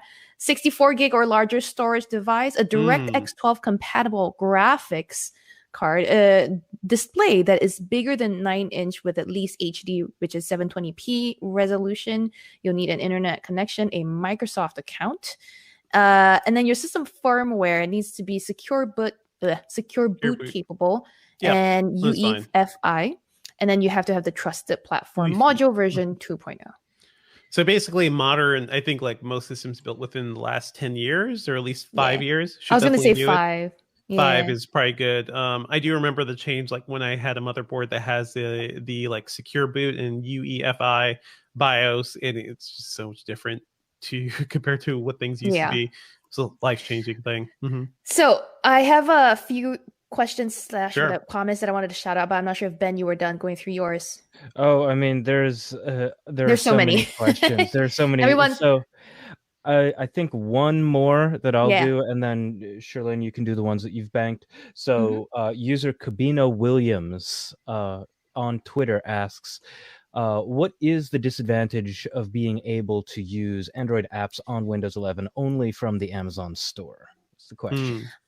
I don't think that there's a huge disadvantage. It may be a bit of a curation thing where maybe Amazon doesn't have all of the same apps curated as Android does. There also no Google apps. That's a big takeaway. No easy access to Google apps. You can of course still find them through the web browser or whatever if you want. And there's a chance that Microsoft might list the Google apps on its own store. But there's that. I personally have used the Amazon App Store. I can tell you the advantage in the past, I don't know if they're still doing this, is that they used to offer you free in-app credits for games and stuff like that. Or so certain apps that would be otherwise, they would cost you money either for the app itself or for in-app bonuses. It would be free if you downloaded it through the Amazon App Store. This was way back when Amazon first launched it. So if they still do that, that's actually pretty cool. But no, I think otherwise, not a huge issue. I need to take a deeper look at what their listing requirements are for both too, in terms of both the security and the like feature set requirements. I'm really intrigued by this, honestly, because it is weird that Microsoft is leaning on Amazon so hard for what's going to be a core feature of Windows 11. Like that's a weird frenemy relationship to me. Yeah. Yeah. I suspect it might have to do with like the way the app stores are written. Maybe the Play Store just plays really, really well with Android devices, and the App Store being on its own thing, like you can access it through your phone, you can access it through maybe a laptop too. That might make it easier to just integrate into Windows. I don't know. That's just me imagining. Yeah. It's just funny because like Amazon and Microsoft are fighting in cloud computing, you know, Azure and AWS going head to head, gaming, Xbox and Amazon Luna and everything they're trying to do. Like things are weird right now. So I assume we'll get some good reporting around that. I'm going to try to dig to see if we can find anything good, but hey, it's kind of cool. The thing is I point out no Google apps is because I really want like a Google Maps app, you know, that can be standalone. Google Earth is nice on Windows, but I want like more flexibility than a website. I'm sure we'll learn more over time. Ben, was that it for you for now? It's Sherlyn time. All right, so John Smith left an interesting note that their PC with 16 gigs of RAM, more than enough storage, but a Ryzen 5 CPU won't support Windows 11, according to the checker that John Smith ran. So how old is the Ryzen CPU? Ryzen 5. But which one? Because there are a whole bunch. Yeah. John Smith, if you're still here, you want to give us more details on your Ryzen CPU, let us know. And then another thing I wanted to just point out, three more quickly shout out. Benny Bartlett said RIPIE, Internet Explorer.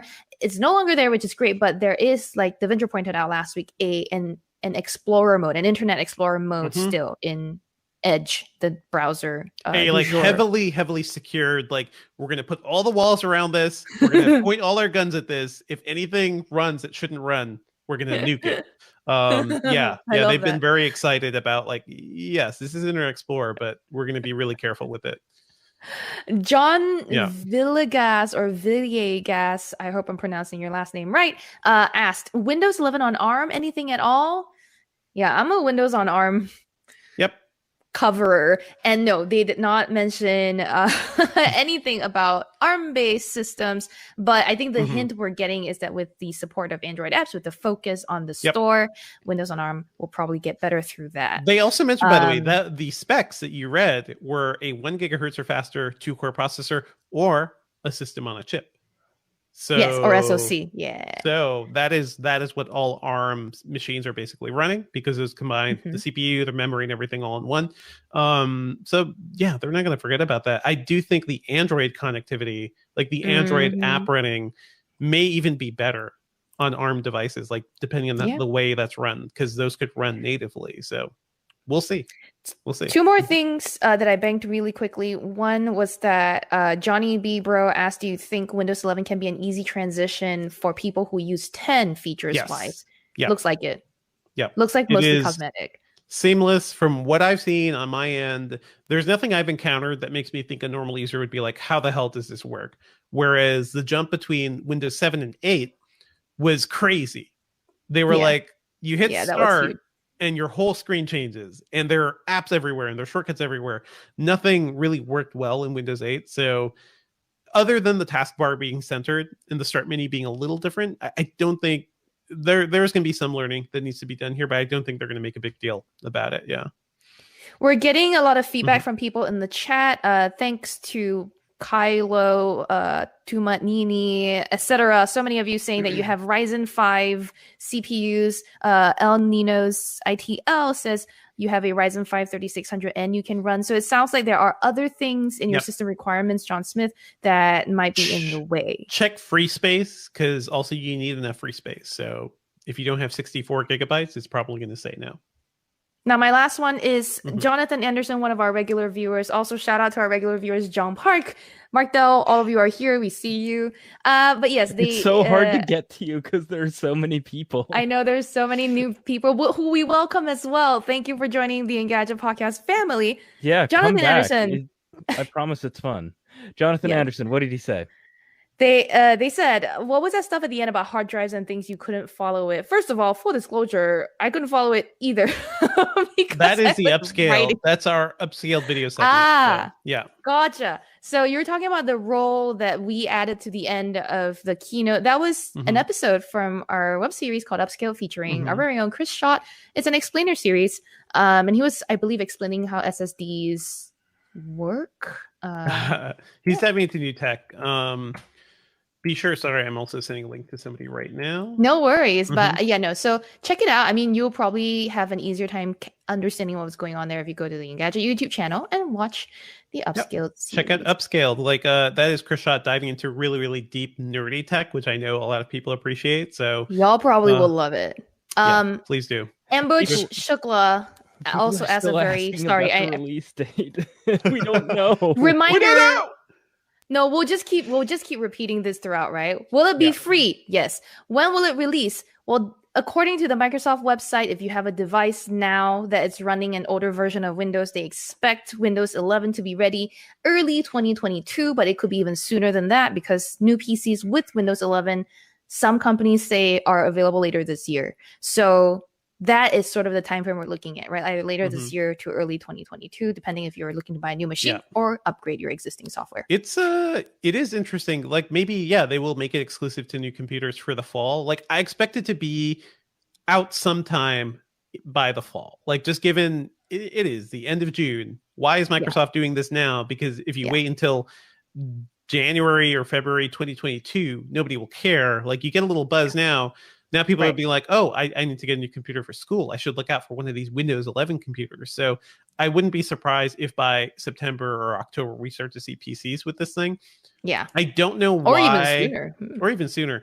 Maybe we'll see like a staggered rollout in the fall and then like broad rollout for upgrades and Windows 10 users into next year. Like it could be that too.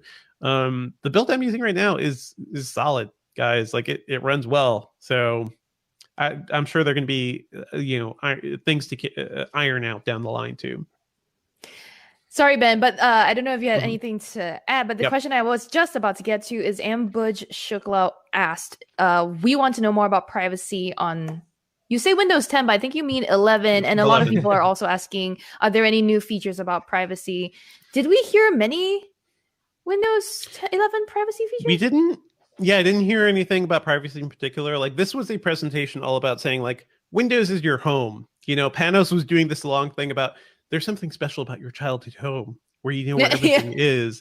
And I kind of tugged at the heartstrings in a way that a lot of podcasts I listen to do. The way he talks, like Panos feels like media trained to like maybe too much. But for me, that is honestly the way it is. Like Windows feels, when I'm in front of a Windows computer, I know where everything is. I know what to do. I know the shortcuts. I know the keyboard shortcuts. I know how to fix it when something goes wrong. It feels like home. macOS has never really felt like that for me. So I get that sentiment. I think my main takeaway so far is like Windows 11 does feel, it feels familiar while also still feeling new. And that is a really delicate balance for them to really handle. Yeah. So if you guys... Actually, speaking of... No, Shirlane, you go first. I was just going to say, if you guys wanted to look at the system requirements, we have the specs ready to show you on screen as well. You can take a look. There you go.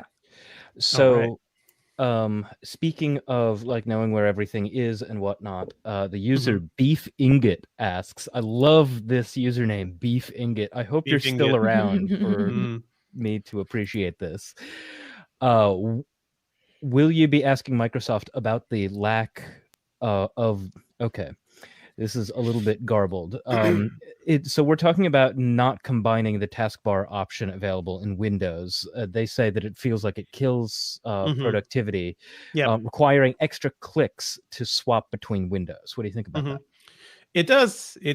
That is absolutely true. I mentioned that last week during the leak talk. It doesn't require, it more like requires just like a half second to like hover over one of the icons, because when you hover, then you see the multiple windows and you could go pick the one.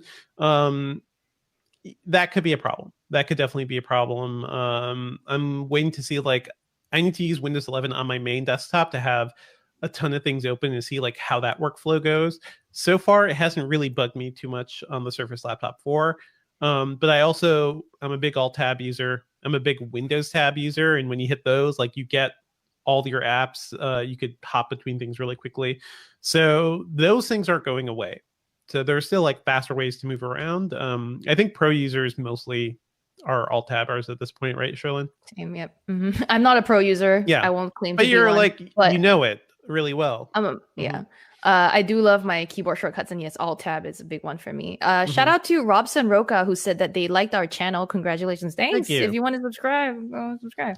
We Cool. do this Tell your every friends. Tell your Thursday at 10 a.m. Eastern on YouTube. 10 a.m. Eastern time on YouTube. We do this same recording. We talk about all sorts of stuff. We're going to be talking about all sorts of stuff coming up. We're going to be talking about John McAfee and the Supreme Court, Peloton, and even NASA developing a space detergent. Like clean clothes in space. So we're going to be talking about a lot more other stuff. I have one more comment that I want to include. This is by Timothy Gotich on Twitter, and they say you're not giving Linux OS enough credit. I use Pop OS right now, and it's very clean, very smooth. And sure. the main thing, itty bitty bloatware compared to Windows. I also know where my settings live. This is the issue of getting into people's preferred operating systems. Like, of course, people will want to defend their preferred thing, just the same way that I want to defend my preferred DAW, my preferred like audio workstation. So what we're saying is not that anything is better or worse. It's I don't know if you were around for the time when another user asked us to compare it to another Linux distro. And so like it's a little bit apples and oranges, but we tried to get there. The main issue yeah, go ahead. That question was what is the appeal to general users, right, with Windows 11? And that was a Linux user asking that. So I just tried to describe that because my main thing, guys, I used to work in IT forever, and it's like helping normal people use these things, use these crazy computers we all love, gives you a really good lens into like, oh, yeah, the things that make Linux good, shouldn't. I think it's water time. Yeah. I feel bad for Devendra because he's also, by the way, just been working so dang hard for so long. His voice is basically gone. Oh, man. I'm also getting over a cold, so. But while you're clearing your throat, by the way, Sumia Deep Banerjee says your battery is about to die. You need to charge it ASAP. You don't want to miss this podcast. So sweet. Appreciate it. Thank you. So in general, we are never ever saying that having more granular control over your computing experience is a bad thing. Like, goodness, I love using my specific like freeware and or not freeware, but like open source programs, because I can go in and I have more options to change things around than I would otherwise. But in general, we're just saying like there's still a lot of appeal in having something like Windows shipped out to everyone, because a lot of people they love auto HDR and they don't want to go and they don't really care to tweak things, even if they were to use a very stable and user-friendly distro of Linux or something. And the vast majority of people don't want to tweak things. That is that's and I mean that is the big issue. amount of people. So yeah. So, okay, so I think that we're pretty much Windowsed out now. Chat, stick around, because if you want to talk about John McAfee, if you want to talk about Peloton or anything else, like we can take another break. But we're going to get into some other news. We're going to talk about what we're working on. And since there are so many people here that don't know the format of the show, we also like suggest pop culture things, like things that you could stream and read and like fun stuff. If you don't know anything about Devendra has been doing a movie podcast for a decade. Yes. A decade, a whole decade? Like 2008. It's crazy. If you stick around, you will unquestionably get good movie and streaming recommendations. This show is meant to be kind of full service. So in that spirit, let's get on to other news. Okay, let me pull up stuff here. Clearing my throat. got a bunch of things. I added a link to the Peloton wearable news that we'll be talking about. And I was going to add ours, but that was good. Julio, I'm going to shout out my interview, and we'll be talking about this, but my interview with John McAfee from like 2016 to 2015. That was linked. Right. Speaking of interview, at the end of the show, we're going to need to do a pickup talking about the Ratchet and Clank thing, because if you listen to the podcast, the actual audio version of this podcast, Devindra did a interview with the developers of Ratchet and Clank Rift Apart. Is that correct? Yes, with Mike Daly and Mike Fitzgerald from Insomniac. So be sure to listen to the audio podcast, because there's a lot of fun stuff there. And you can catch up on all the Windows stuff that we already covered by listening to the audio podcast in a cleaner way, or you can rewind this video to get your questions answered. If you're still asking questions, I think we've got most of them. Rewind a little bit. And read all of our coverage at Engadget. Like that's the big moneymaker for us. So please read the site. Please go to the website. Yes. Okay. Yes, there we go. Good to go. Okay. Let's move on to some other news, and kind of wild news this week, actually. John McAfee, the controversial founder of McAfee Antivirus, was found dead this week in his Spanish jail cell. It is strange because literally 4 hours before that news hit, we got the news that the U.S. government was going to extradite him back to the U.S. for tax evasion charges, I believe. So this all came pretty quickly too, because I saw the news come in. We were like, if we're going to extradite John McAfee, that's not really news for us. And then boom, this happened. They're saying it may be an apparent suicide. We don't there's no official details here yet. But I just wanted to shout it out because this guy is he is quite the figure, right? Like he founded McAfee and then basically ran off with his millions to Brazil and elsewhere. At one point, he basically formed a gang, like a militia gang. He is probably responsible, he's responsible for some things, allegedly responsible for things that could include murder, So there's a Showtime documentary about his life. I'm sure there's going to be like a movie biopic at some point.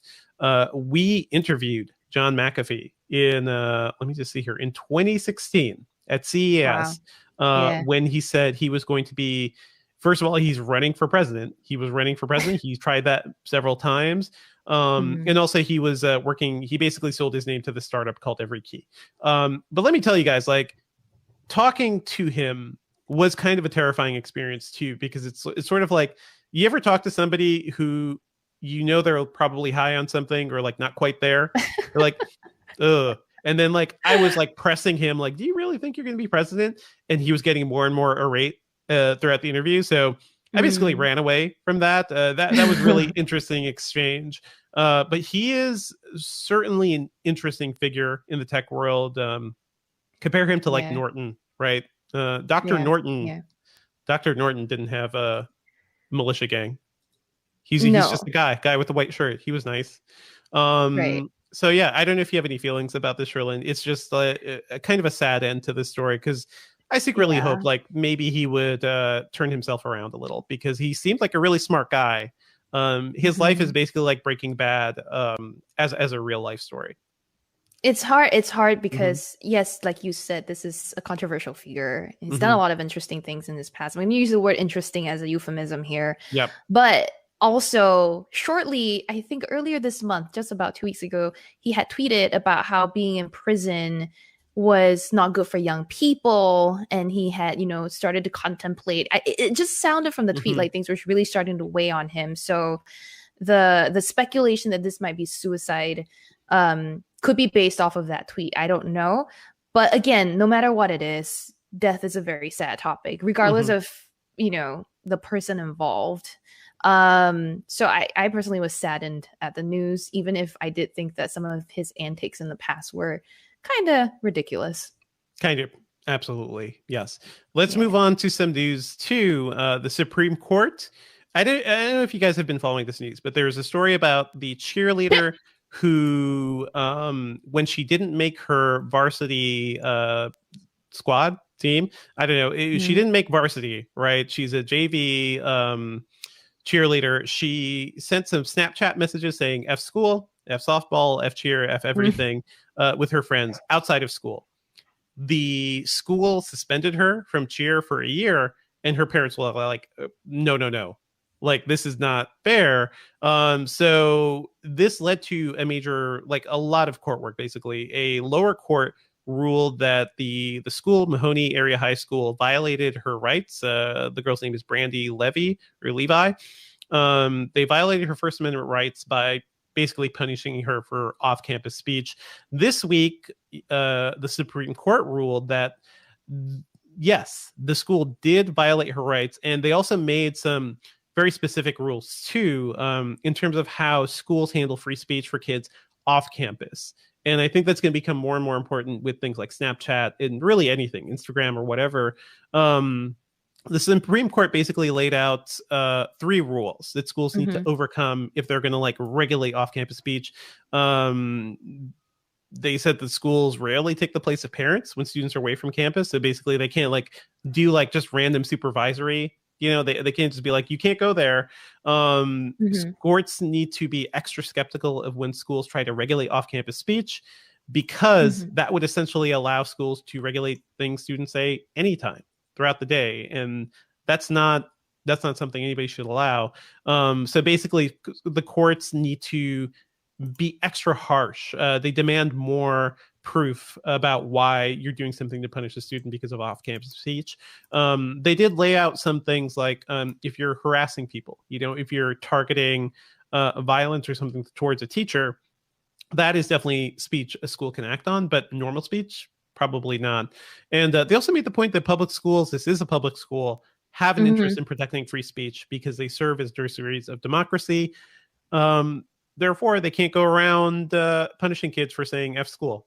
And I saw the ACLU was, I believe it was ACLU lawyers who were helping on this case. Yeah. The ACLU has a bunch of apparel right now. That's basically F school, F everything shirts, because you have the freedom to say whatever you want. You can say that. You're not shouting fire. You're not causing harm to the school. You're just expressing your opinion. So anyway, I think this is a big deal. What do you think about this, Sherlyn? And also, you're from a place where speech like this is not really allowed. Yeah. So how do you feel about this? How would high school Sherlyn feel about having this sort of level of freedom? Oh, no, I feel great. Yeah. That's the reason I'm in America, is because I could probably never be a journalist in Singapore, which is where I'm from. Hello to everyone in Singapore. Hi. In fairly recent news, Singapore's government just bought out the national newspaper in an effort to save it. So great. Excellent. Okay. But anyway, no, I fully agree. Free speech is free speech off campus. Like on Snapchat, you're allowed to have feelings about school. You're allowed to be like, fuck school. Schoolwork sucks. But it's different when you're like, fuck a specific person, right? When you're like, I hate so-and-so teacher. Or something, yeah. It's a fine line between the concept of school. Well, not that fine a line. Between the concept of school and a person or a group of people. That borders on if it's a group of people, then it borders on hate speech. So those things you can't. But a sentiment like fuck school that everyone shares, fully do it. Fully school should not have control over that, and stop being so butthurt about it. Absolutely. We've got some news from Peloton. You want to take that, Sherlyn? Because I think you know what's up here.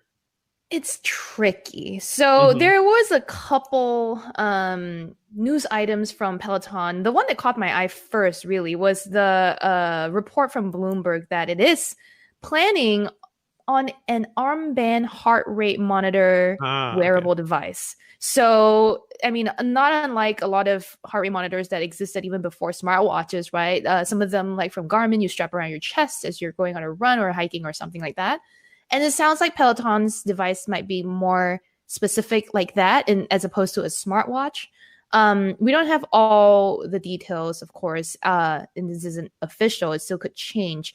But Bloomberg has seen, apparently, details and images of the device. It might have small and large sizes. It will pair wirelessly with the company's bike and treadmills, as well as phones, tablets, and TVs with the Peloton app. And it will help you capture the intensity of workouts with, getting more accurate cardio data, which is one of the reasons I like Apple's Fitness Plus stuff, right? Because you see your heart rate data on the screen. Of course, you can also use, Fitness Kit, I think is the name. Gym Kit might be. Gym Kit, which is Apple's, wearable stuff for showing up on other gym-enabled devices. You can do that. But if Peloton is making its own, this also might be a cheaper way to get a Peloton device, right? Because all of Peloton's devices so far are what? Thousands of dollars. Anyhow, I was interested because they cover wearables. I was like, cool. But then another piece of news came out this week, and you drew my attention to it, Devindra, is that Peloton also just killed its Just Run feature from its treadmill, which was a free feature. And so if you don't subscribe, if you have a treadmill, the Tread Plus, but you didn't subscribe to the Peloton app, you just can't just run anymore. You can't just use the free run anymore, which sucks. Are you kidding me? I assume if you're buying a Peloton, you assume you're just going to need to buy a subscription for life. That is part of the curse of Peloton. But yeah, having something of just a free feature was kind of nice. I think this may have been a response to that story that we talked about a couple of months ago about a baby or a child who was killed because they just announced this feature. I will say there were some updates to this after we all chatted. Peloton is saying it has temporarily removed the basic running feature. It moved it behind the paywall for safety reasons. It is waiving subscription fees for 3 months while it works on a fix for Just Run. And then eventually they plan to make it available without a membership. So it's like a complicated thing, but I think they needed to fix this immediately so that there aren't any more instances of kids potentially getting hit by this or hurt by this. But yeah, it seems like an ongoing story, I guess. Very strange. We'll have to pay attention because it certainly doesn't seem like the right thing to do to just brick a bunch of treadmills that people paid thousands of dollars you pay for Peloton, you never own Peloton, right? And that's maybe we should talk about more about this at some point. But yeah, I was weighing this decision, should I get a Peloton type thing or other types of machines? And my wife and I decided just to get a normal elliptical that is kind of nice, but is far cheaper and doesn't require a monthly subscription because there's so many other services you could use together with an elliptical. It just won't be as nicely integrated as Peloton. I can live with that, though. I could live with that and save thousands of dollars and $40 to $50 a month. I can absolutely live with that. Yeah. Well, speaking of fitness services, there was a piece of news this week, just today, actually. Apple Fitness Plus is finally bringing some features to its service, which it announced at WWDC earlier this month, most prominent of which being the Artist Spotlight series. I don't know if you remember this, Devindra, where they would have workouts set to the music of artists like Lady Gaga, right? So you can have a 20-minute cardio session with just Lady Gaga music in the background, which is really, I think it's kind of nice, but of course, Peloton also has its version of this. And my article about it is up on Engadget.com if you want all the details. But what I think is interesting is that the first slate of artists we're going to see from Apple in the Fitness Plus service are Lady Gaga, Alicia Keys, Jennifer Lopez, and Keith Urban. These, I think Apple, said that Apple basically noted, I guess some way, that these are artists with great big catalogs and long histories and energetic music. Really great for working out too. And you can Keith Urban? Really? Some of them actually sound quite okay. Some of the samples I'm not knocking his music. I'm just saying upbeat exercise music. I don't know. I don't know. Or you want to rage cycle to images of a tractor. Lady I don't know. Gaga and J-Lo, I can understand. Yeah. And Alicia Keys, some of her beats are more upbeat, or her tracks are more upbeat. When I was writing this news post up, I was like, oh no, I want to pick Alicia Keys songs as an example, but what? So I was like, let's start with Falling as a slow, slow start, right? Falling. Yeah. And then let's go to Empire State of Mind as a great anthematic chorus. And then what more? And then I went with No One. I was like, what? Tell me your viewers and listeners, send me your Alicia Keys songs that you work out to. How about that? Because I can't come up with They would have any. to be like techno remixes or something, right? Maybe I don't know. they could be. Yeah. Oy. So anyway, if you're a Fitness Plus user, which by the way costs $10 a month and requires an Apple Watch tied to your account, you'll be able to work out to these themed classes soon, and they'll be across categories like HIIT, yoga, dance, cycling, and treadmill, which is cool, I guess. Cool. You know what's actually super ridiculous and funny? You know how after you work out I'm coming up with the greatest transition in the world right now. Oh boy. You know how after you work out, you need to like throw your clothes in the washing machine and like give them a good wash? Yeah, you know who came up with detergent this week? NASA and Tide. Okay. Because they made space detergent. NASA teamed up with Tide to make the first laundry detergent for space. So I don't know if you guys how know does this. that work? Do Do you have a sense of like how, because basically I watched a lot of astronaut stuff growing up. Okay. Anything related to liquids or water or whatever, kind of tough for astronauts. I think they basically just like do really simple sponge baths when they can. How does clothes washing work? Like, how do you even dry it, you know?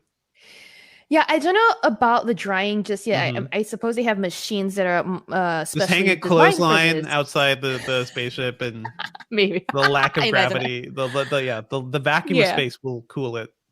Well, this is a fully degradable detergent that works in a closed loop water system, like the ones aboard the ISS, the International Space Station. So you would, I think, use water to clean the clothes, but there's also, I mean, this is just test run for now, right? NASA is testing the detergent in 2022 on the ISS.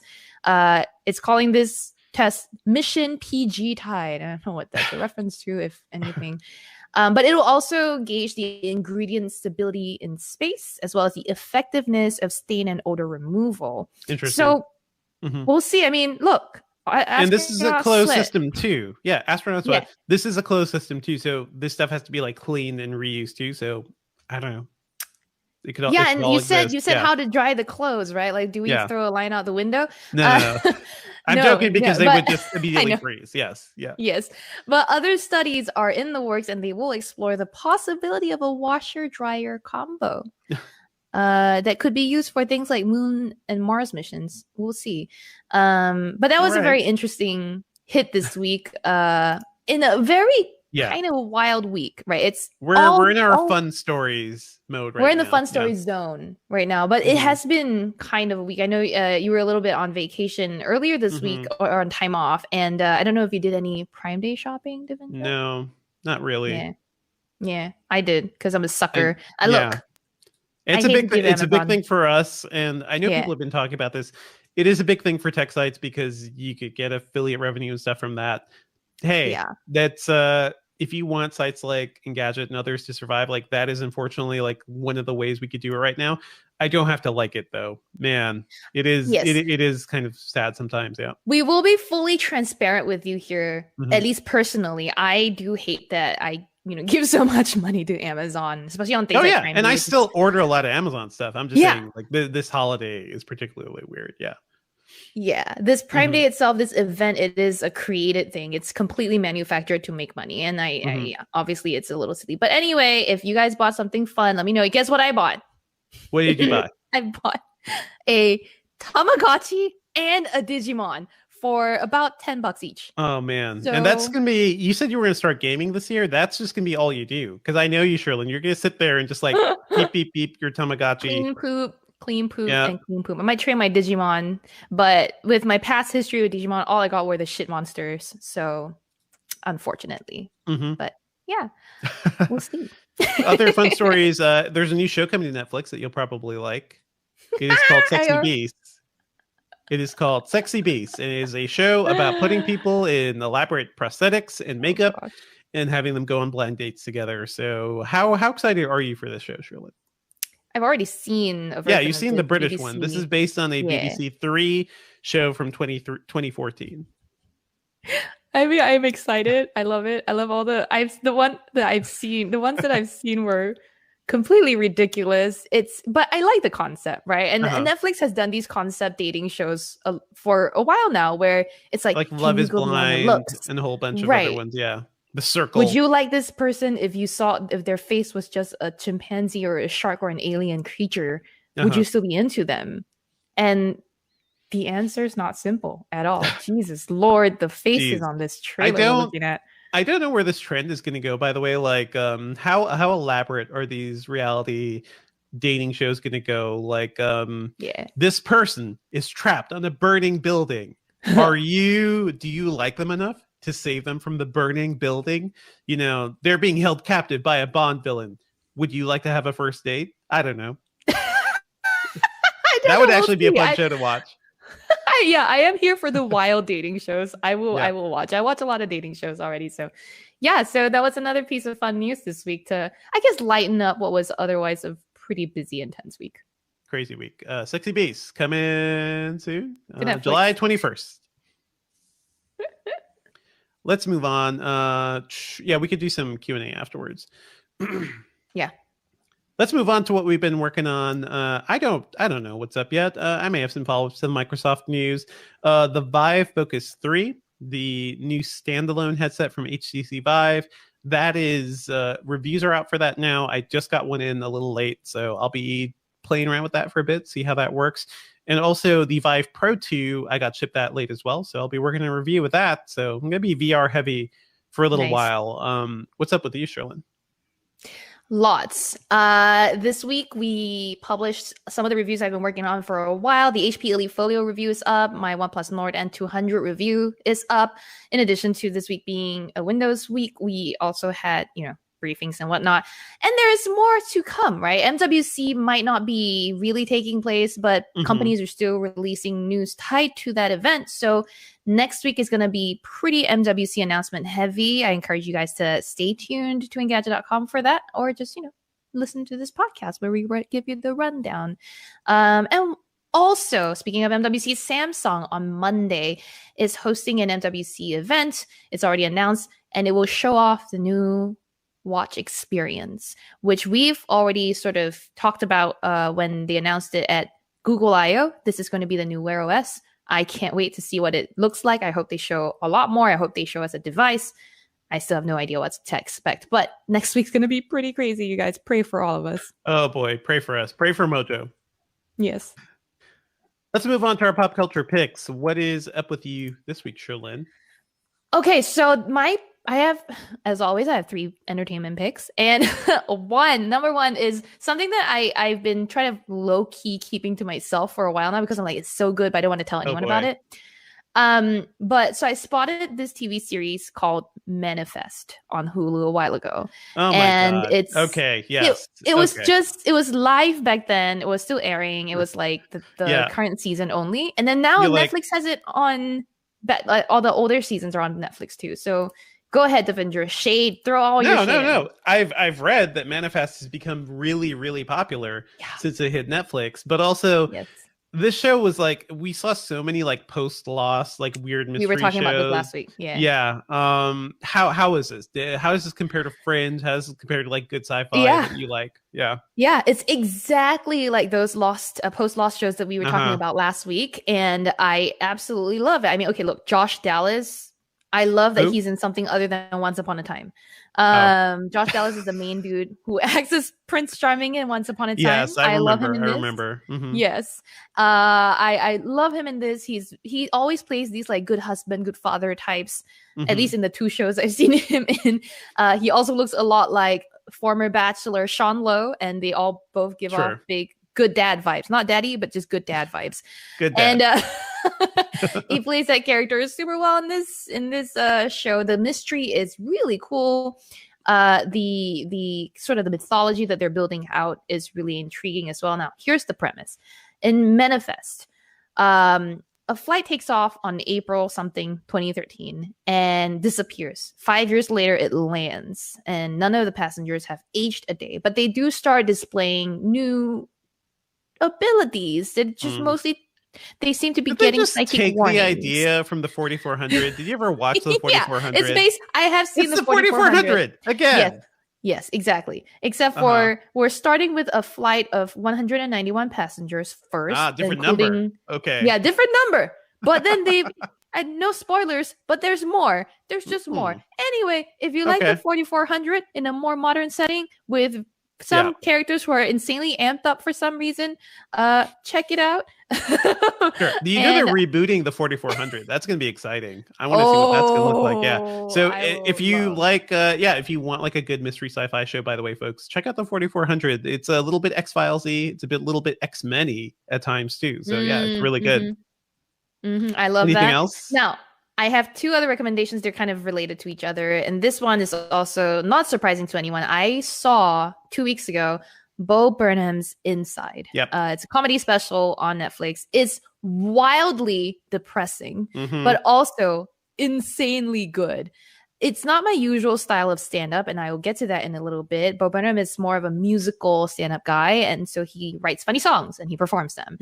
And they're great. If you don't have the patience to check out the whole special at a shot, go on YouTube and look for clips. I think the individual songs have been released there too, even on Spotify. Check out my recommendations. Me and Valentina Palladino, our commerce editor, were talking about it. White Woman Instagram is a really good track, and then just so many, but I think that's like the lead one. Check it out. Very funny. It's funny because like Bo Burnham is like one of the first YouTube creators, right, to become kind of a big star in his own right. He has starred in movies. He was in Promising Young Woman. Really good in that. He directed a movie. He directed 8th Grade, which is a fantastic movie. And then apparently, once the pandemic and lockdown started, he locked himself in his room and just like worked on this thing for most of 2020. So it is, as a creator, I'm really intrigued by him. And I really enjoyed this so far. This special, again, not for the faint-hearted, because it is very claustrophobic, depressing. The direction is amazing, don't get me wrong. Like, he's very creative with what he's done in that limited He had space. to shoot everything himself. He had to like do all the production work, which is also the hard. lights, everything. It's hard, folks. He did really great, but again, you watch him deteriorate into a complete mess at the end of it. It's kind of harrowing, but talent, genius. So go check it out. It's all of us. Yeah. If you want, though, for real, the type of stand-up comedy that I typically love is actually more British comedy style. So I grew up on things like, I didn't grow up, but like I used to really love things like Michael McIntyre and Dylan Moran. So those are my two older stand-up picks for you that are more traditionally funny. Eddie Izzard is also funny, of course, but I also loved a lot of stand-up comedians that I no longer support. Yeah. These are all the ones with CK in their name. Like, I hear you. Yeah. Louis Cook. I don't know. Lots of season Ks. Funny, but not so funny anymore, right? On hindsight. So I still like Michael McIntyre. And Dylan Moran's Black Books is another good watch if you've ever got the time for it. So that's me. Absolutely. Comedy mixed with depression. Yeah. That's totally. I have a recommendation for you just there too.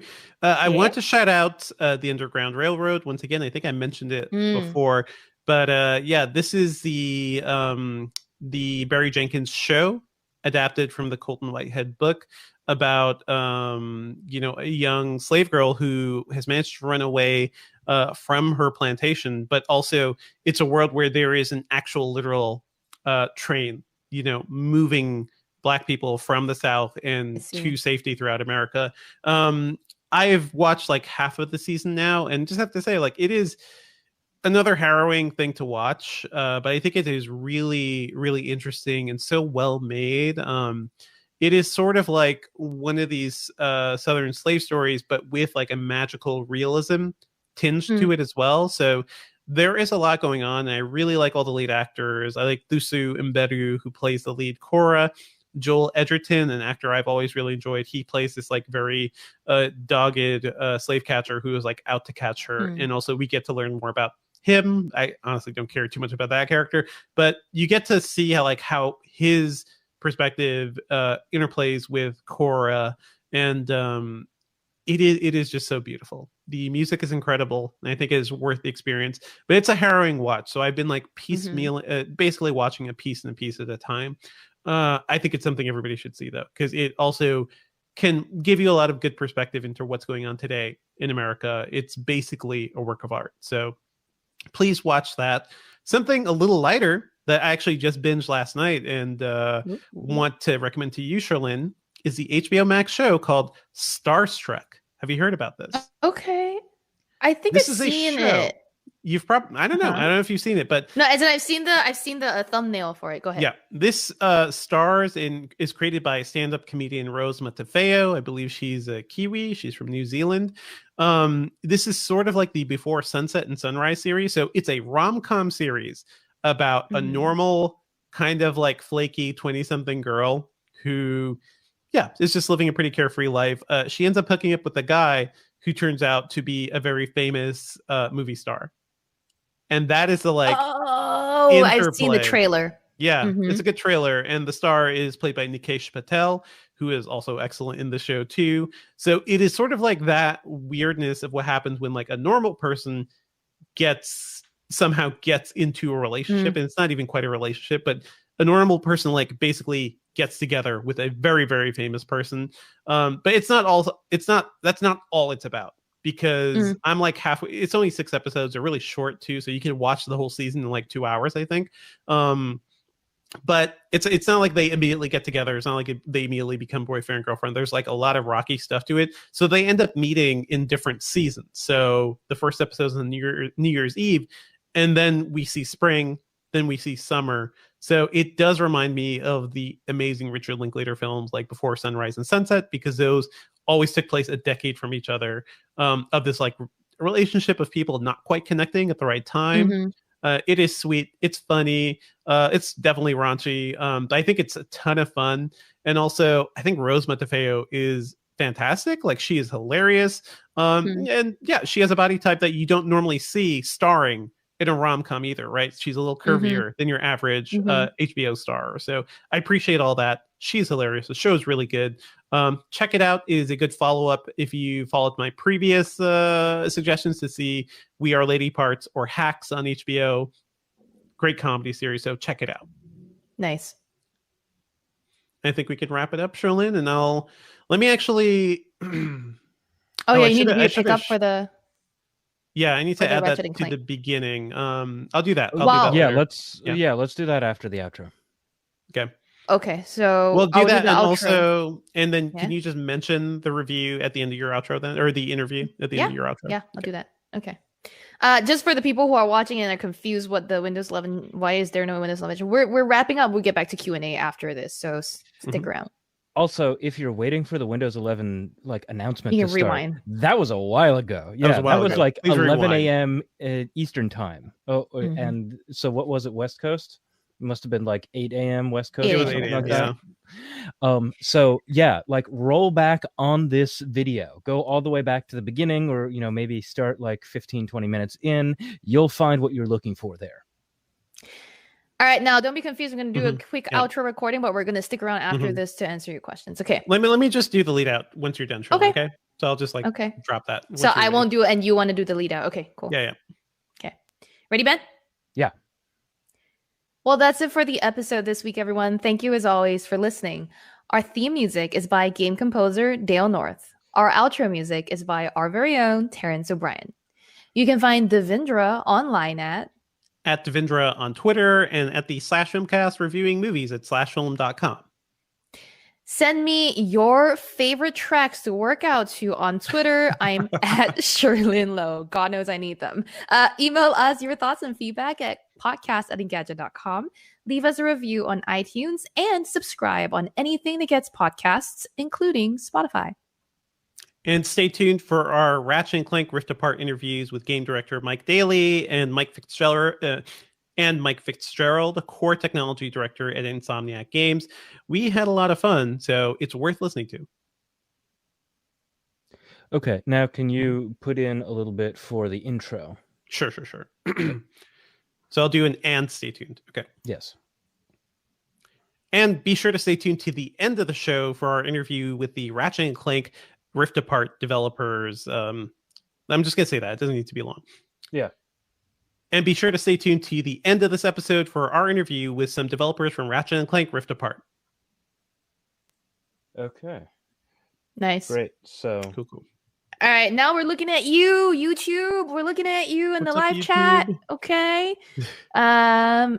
Nate Guy said, my opinion, I want less bloat and integration with other products. Yeah, True. sure. Hey, we didn't even talk about this. What did you think about the Teams integration, Dev? The Teams coming to all platforms thing? Worried about what that. if Slack came auto-installed on all OSs? Yeah. I do think like once they announced that, everybody at the FTC was like, "You did what now? You're putting your Slack competitor in the OS?" Oh boy. Yeah, Lena I think Khan was like, "Nice." Yes, nice. I think it makes a lot of sense to integrate it and bake it right in. They did try this with Skype as well, and I think everybody hated having Skype built into Windows. This is a huge antitrust thing because it's something Slack cannot do. It's something like other competing workplace apps can't do. So yeah, I think this is going to be an interesting fight. And I honestly just hope it like works well. I hope it doesn't get in the way of people because not everybody wants to use Teams, and nor should you.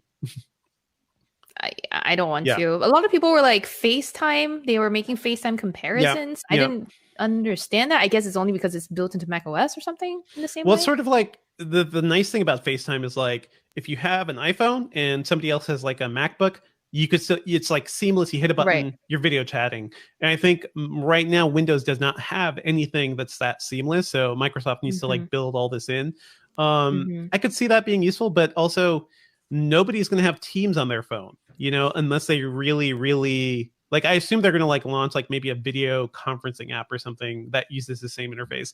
But yeah, unless you use you have a workplace that uses Teams, you're not going to have this app on your phone. So I wonder where Microsoft is going to go with this. And speaking of something we didn't see, Cortana, didn't hear a mention. Did I hear a single mention of Cortana? Not a one time. I didn't hear a single mention. I do believe in this leaked build, there is still a Cortana. There is no like Cortana taskbar item, but I think you could still like enable it. I have to do more digging there because there were reports they were basically slowing down on like making Cortana such a big thing because nobody really cared, to be honest. Exactly. All right. You guys fill some questions. I will be right back. I'm going to refill this. I was going to shout out to Shivam Chakraborty, who says, just found your channel today. NGL is good. You guys talk about everything I like. Shivam, thank you. I like the NGL because it means like you didn't really want to say we're good, but like you got to say we're good. And I'm just like, that means a lot more. I think it says like, oh, you know what? I was kind of surprised. Like I was pleasantly surprised at what I found like, here. I wanted to hate you guys, but I couldn't. And like, man, I don't. No, I'm kidding. That's not how I approach it. I think it's mostly just like, oh, okay. Like I'm a little intrigued about this. Like, oh, all right, okay. Yeah. Like, I like not gonna lie, like better than I expected. I like it. I like the NGL. Shivam NGL, I liked your comment. So there we go. So if you want anything to talk about from you, Ben? Bo Burnham for a second, like goodness. Yeah. I have to admit that like there are a few pieces of media that I avoid, or sometimes I will find a piece of media that I will avoid because I'm like, this is bad for my mental health. Inside is absolutely one of the things that I am avoiding for my mental health. Yeah, it's hard. Specifically because I know that like Bo and I have been observing the same trends, and like I just don't need some of that stuff broadcast back to me. Yeah. Or and have some of the same fears, especially about like the state of the world and climate change. And so he is absolutely going to do a really good job of articulating like all of those things, but I don't need all those fears so well articulated back to me. Do you understand? Yeah, I know. Really quick, I got a confirmation from our executive editor, Aaron Suporis, who saw that Cortana actually has officially been removed from the startup process. Quote, Cortana will no longer be included in the first boot experience or pinned to the taskbar, which is good. I hated that. Like when you install a new laptop or you start up or you're trying to set up a new laptop. It starts talking Cortana to is you. just like, it starts fucking talking medium. Let's just like leave me the fuck alone. It says, "Hey there, how's it going? Would you like to do this whole process with voice?" Or you can turn this please. off. I'm just like, no. Yeah. But one of our viewers rightly points out, I'm trying to get the name of this viewer. Ozzy the Giant said that, Cortana doesn't have to be built in there, but they should still be easily accessible, or any other voice assistant should still be turned on with the press of a button so as not to take up memory in the background. I think for laptops, that might be the case because, you don't think of laptop as an always listening device and always on, always listening. But for phones that have, NPUs or like coprocessors and running in the background that are low energy, it makes sense that, they have the resources to be always on and listening for the wake word. So Ozzy the Giant, very good point about Cortana. But yes, Cortana's no longer pinned to the taskbar by default, which is nice. Now, Ben, I'm not sure if I interrupted you or anything. No. Okay. I want to shout out to some of our regulars again. D-Man has said that they love this show. Thank you as always. Lots of people saying hi. NeoBase CL said, "Hi, Mom. Hi, Dad. I hope your parents are watching and that they know we saw your comment." Oh, let me show that one because I'm looking at the podcast live hashtag too. Satya or Truth on Twitter says Windows is home to hundreds of devices from tens of manufacturers, dozens, and supporting various form factors. Windows is democratized OS, so Apple is nowhere in competition here. What's our take on this? And I feel like to the people talking about Linux, like this is the thing that at least makes me a big Windows fan is that, this brought computing to everybody. And I think what Apple did, they made home computing really cool and stylish, and certainly in the 80s and 90s, like made it more approachable and possible than gray IBM PCs. But Microsoft's work and the stuff with Windows PCs post Windows 95 brought computing to everybody. Brought computing to really cheap computers, older computers. I am all about democratization and increasing access to technology. So Windows is the platform that's really done that. And I think beyond that, it's been Android, right? Like Android has been the Windows on the mobile side, basically. Different devices, different form factors, tons of manufacturers. Like right. Yeah. It's funny, Google outdid Microsoft with their own hardware software model, basically. Yeah. When I was saying shout out to regular names, I also forgot to mention Wilso. Hi, thanks for coming back. Hello. We appreciate it. For all the new people that are joining us today because you just kept watching after Microsoft's event, hey, stick around. Yeah, believe it or not, Engadget has a podcast. Engadget we have a podcast. We've had 3 podcasts over the life of the website. So this, welcome to Engadget V3. We've been doing this since October of 2019. This has been something that got all of us through the pandemic. Honestly, it was like an excuse to do fun stuff, talk about fun tech stuff rather than just getting stir crazy inside.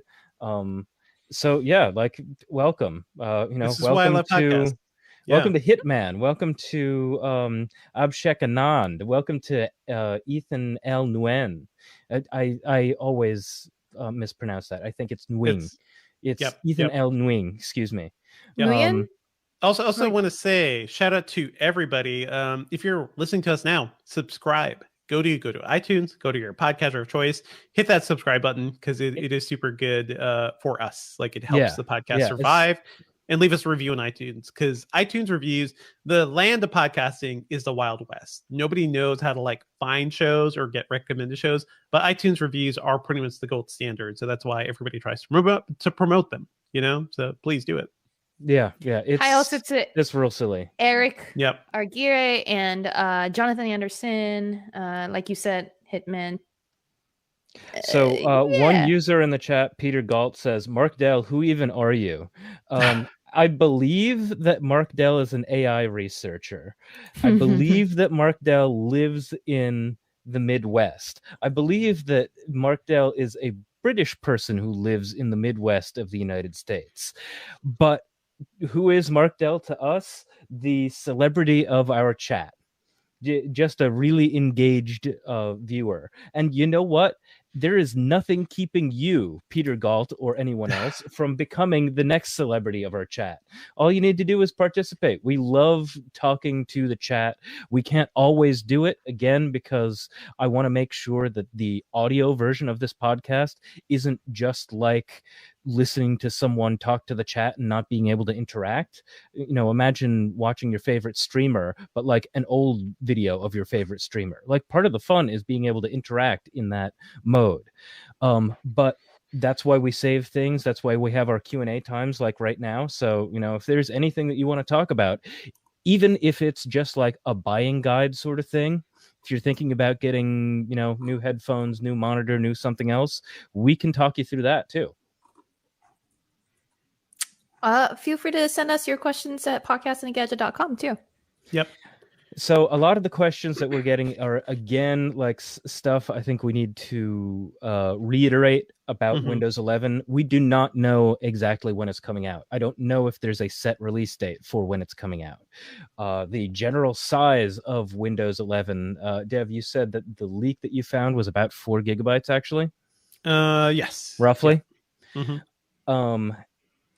So, or at least it fit on a, let me just double check because I have and the important thing is that this Windows 11 update is going to be free. Is that correct?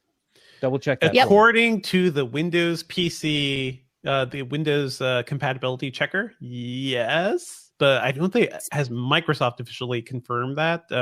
It's a lot of people who have been running the check have been saying that they've been told on that site it's a free upgrade. So unless they change course somewhere between now and they fully release it.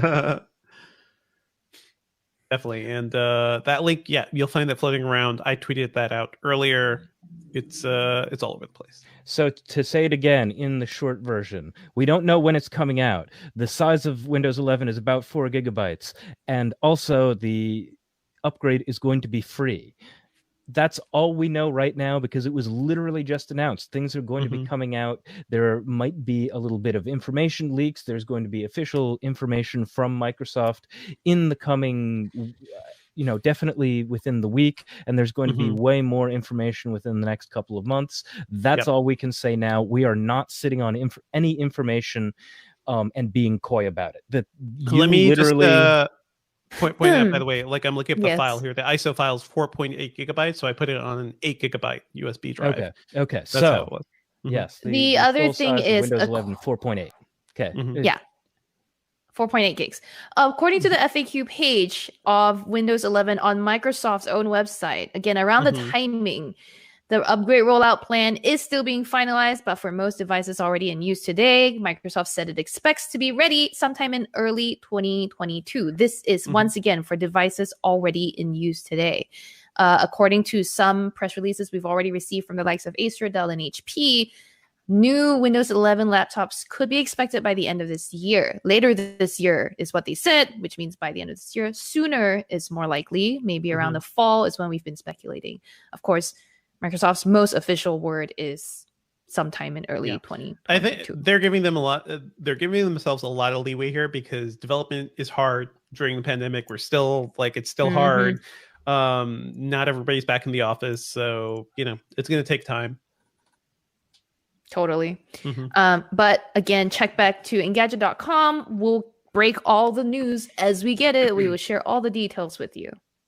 So really, all I need to do is assign myself a vacation because that's when Microsoft drops news every time, every single time. Wait. Actually, didn't you like put in some time for August? I had 2 days. I had 2 days this week, and I was like, okay, well, I knew at least I didn't have to do anything. But then the leak happened like last Wednesday, so I basically had to rush for my last few days before 2 days off to do more Microsoft stuff every time. So basically what you're saying is that if we want more information, like let's say in 2 weeks, you should just try to schedule some days off and then we'll get like a huge trove of information about Windows 11. I'm trying to take a week or two off in August, so let's see what happens. Yeah. So Peter Galt says again something about Windows 11 is not going to work on my like 10-year-old laptop. Yes, feel like it won't support my 10-year-old laptop. Yes, that's very likely to be true, unfortunately. And I'm also saying hi to you from a 2012 MacBook Pro. So I totally understand where you're coming from. Sometimes we just love our machines and we love our machines to death. We love our machines, which is great. We are humans. We will love a rock if it's the only thing we have around that's our imaginary friend, Or, a beach ball that you put on a stick. Mm-hmm. So John Park said, by the way, John Park quickly said this channel should be renamed Engaged because that's how engaged to it are its viewers. A lot of people misspell our name Engaged too. So also we don't want to be a proposal suggestions YouTube channel if you want to get engaged. I'm pretty sure that's the idea though. Like when Pete Rojas was coming up with the name, it was like Engage with Gadgets. That's what I always imagined. I think that makes sense. Yeah. So Hitman asks, will BIOS legacy work in Windows 11? Or is that something we don't quite know about yet? I think old BIOSes, so if they're talking about like the old, was it ACPI style BIOSes? No. You need the new UEFI type. So I just looked at my inbox and we got a whole slew of news from Microsoft. Okay. So they're announcing the first insider preview of Windows 11. And there is a whole table. Let me just send this link to video so that they can put it up for you guys to take a look at too. But the Windows blog has all of the news. And I'm just trying to make sure I see the date. Okay, so all Windows insiders who have already been installing builds from the dev channel on their PCs up through June 24th, 2021 will be allowed to continue installing Windows 11 Insider Preview builds, even if their PC does not meet the minimum hardware requirements. It is their way of saying thanks. They're saying next week is when the first full preview is coming to the Insider channel. So exactly as our chat has been saying. I'm looking at some of the other news items that were shared. There's some like partner opportunity things for developers. They're trying to, show how as an open platform they can help developers reach more people. There's stuff about gaming and the Microsoft Store. We'll have to dig into some of these. Again, I'm like, look, this thing was sent 20 minutes ago and I've been talking to you guys for like 2 hours. So much. There we go. Yes. But anyhow, do we have questions? We got a lot of Korean in the chat.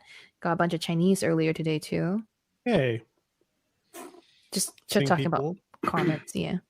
I'm also seeing friends from PC Makers. So I see Damon at Dell has been watching the live stream. So shout out to Damon. Shout out to all our PC friends. Hi. Yeah, again, to answer the very simple questions, we don't know when it's coming out. We assume that it's going to be we assume that it's going to be in the fall. Don't make me point to the sign. Point to the sign. We assume that it's going to be in the fall for new machines and then rolling out for existing machines in 2022. Is that correct? Early 2022, yeah. Okay, so Windows 11 on new machines, maybe in the fall. Windows 11 on existing machines, 2022. The size of the file is about 4.8 gigabytes. That's something that we just... Well, the file I saw, so I don't know what the final one was. Right, that's the leaked build, so the full build might be different. Yes, the file size for leak build is 4.8 gigabytes, and it will be free. Until we learn anything else, it should be free. That is all of the information that we've gotten from Microsoft. So, fall on new machines and 2022 for existing machines. 4.8 gigabytes is the size of the leak, and so we can use that as a general sense of how big the actual update is going to be. And then also, God, I am confusing myself. Just stick to Engadget for more information. This is why we need the sign. Don't make me point to the sign. Don't make me tap. Actually, I mean, we should... I think we're winding down, but it would have been nice to have something that we can throw up on the screen every now and then. Well, like you said, I think we are going to roll out of here soon. I'm just putting someone in timeout right now on the chat. Anyway, thank you. Yeah, so if you've stuck around this long, thank you for joining us today. For the new people who are new to the Engadget podcast, come back. We enjoy chatting and hanging. And if you're a regular and I haven't shouted out your name, I'm sorry, but we'll get around to it. And I see all of you. I've seen you. The chat So, was thanks. nuts today. It was insane. Crazy chat. The Crazy viewership. I've never seen the live stream go so high. Yeah, the chat was nuts. The tweets were nuts. We want this to be more normal, so come back. So thank you to our video team. This is a big deal this week. Thank you to our video team. It's led by Kyle Mock with Julio Barrientos and Luke Brooks, even though Luke is on vacation today, but it's powered. He's here in spirit. Julio, say that again? Yeah, Julio, say that again. Oh, and this Dennis week we had Scarna. Dennis. Yes. Mm-hmm. So thank you to Kyle Mock, Julio Barrientos, and Dennis Scarna this week. It's powered by everyone in the chat. Goodness, the chat. Thank you for all of your insightful questions. Thank you for taking us on interesting tangents, giving us an excuse to talk about Linux for a second. Okay, sure. Sure. So if you stuck around this long, rate the show on iTunes. If you are watching an Engadget live stream, you know that we live in a world of algorithms way better than the average person. If you rate your Uber driver 5 stars, rate us 5 stars on iTunes. Leave us a nice comment. It helps other people find the show. And we'll see you next week. Later. Bye.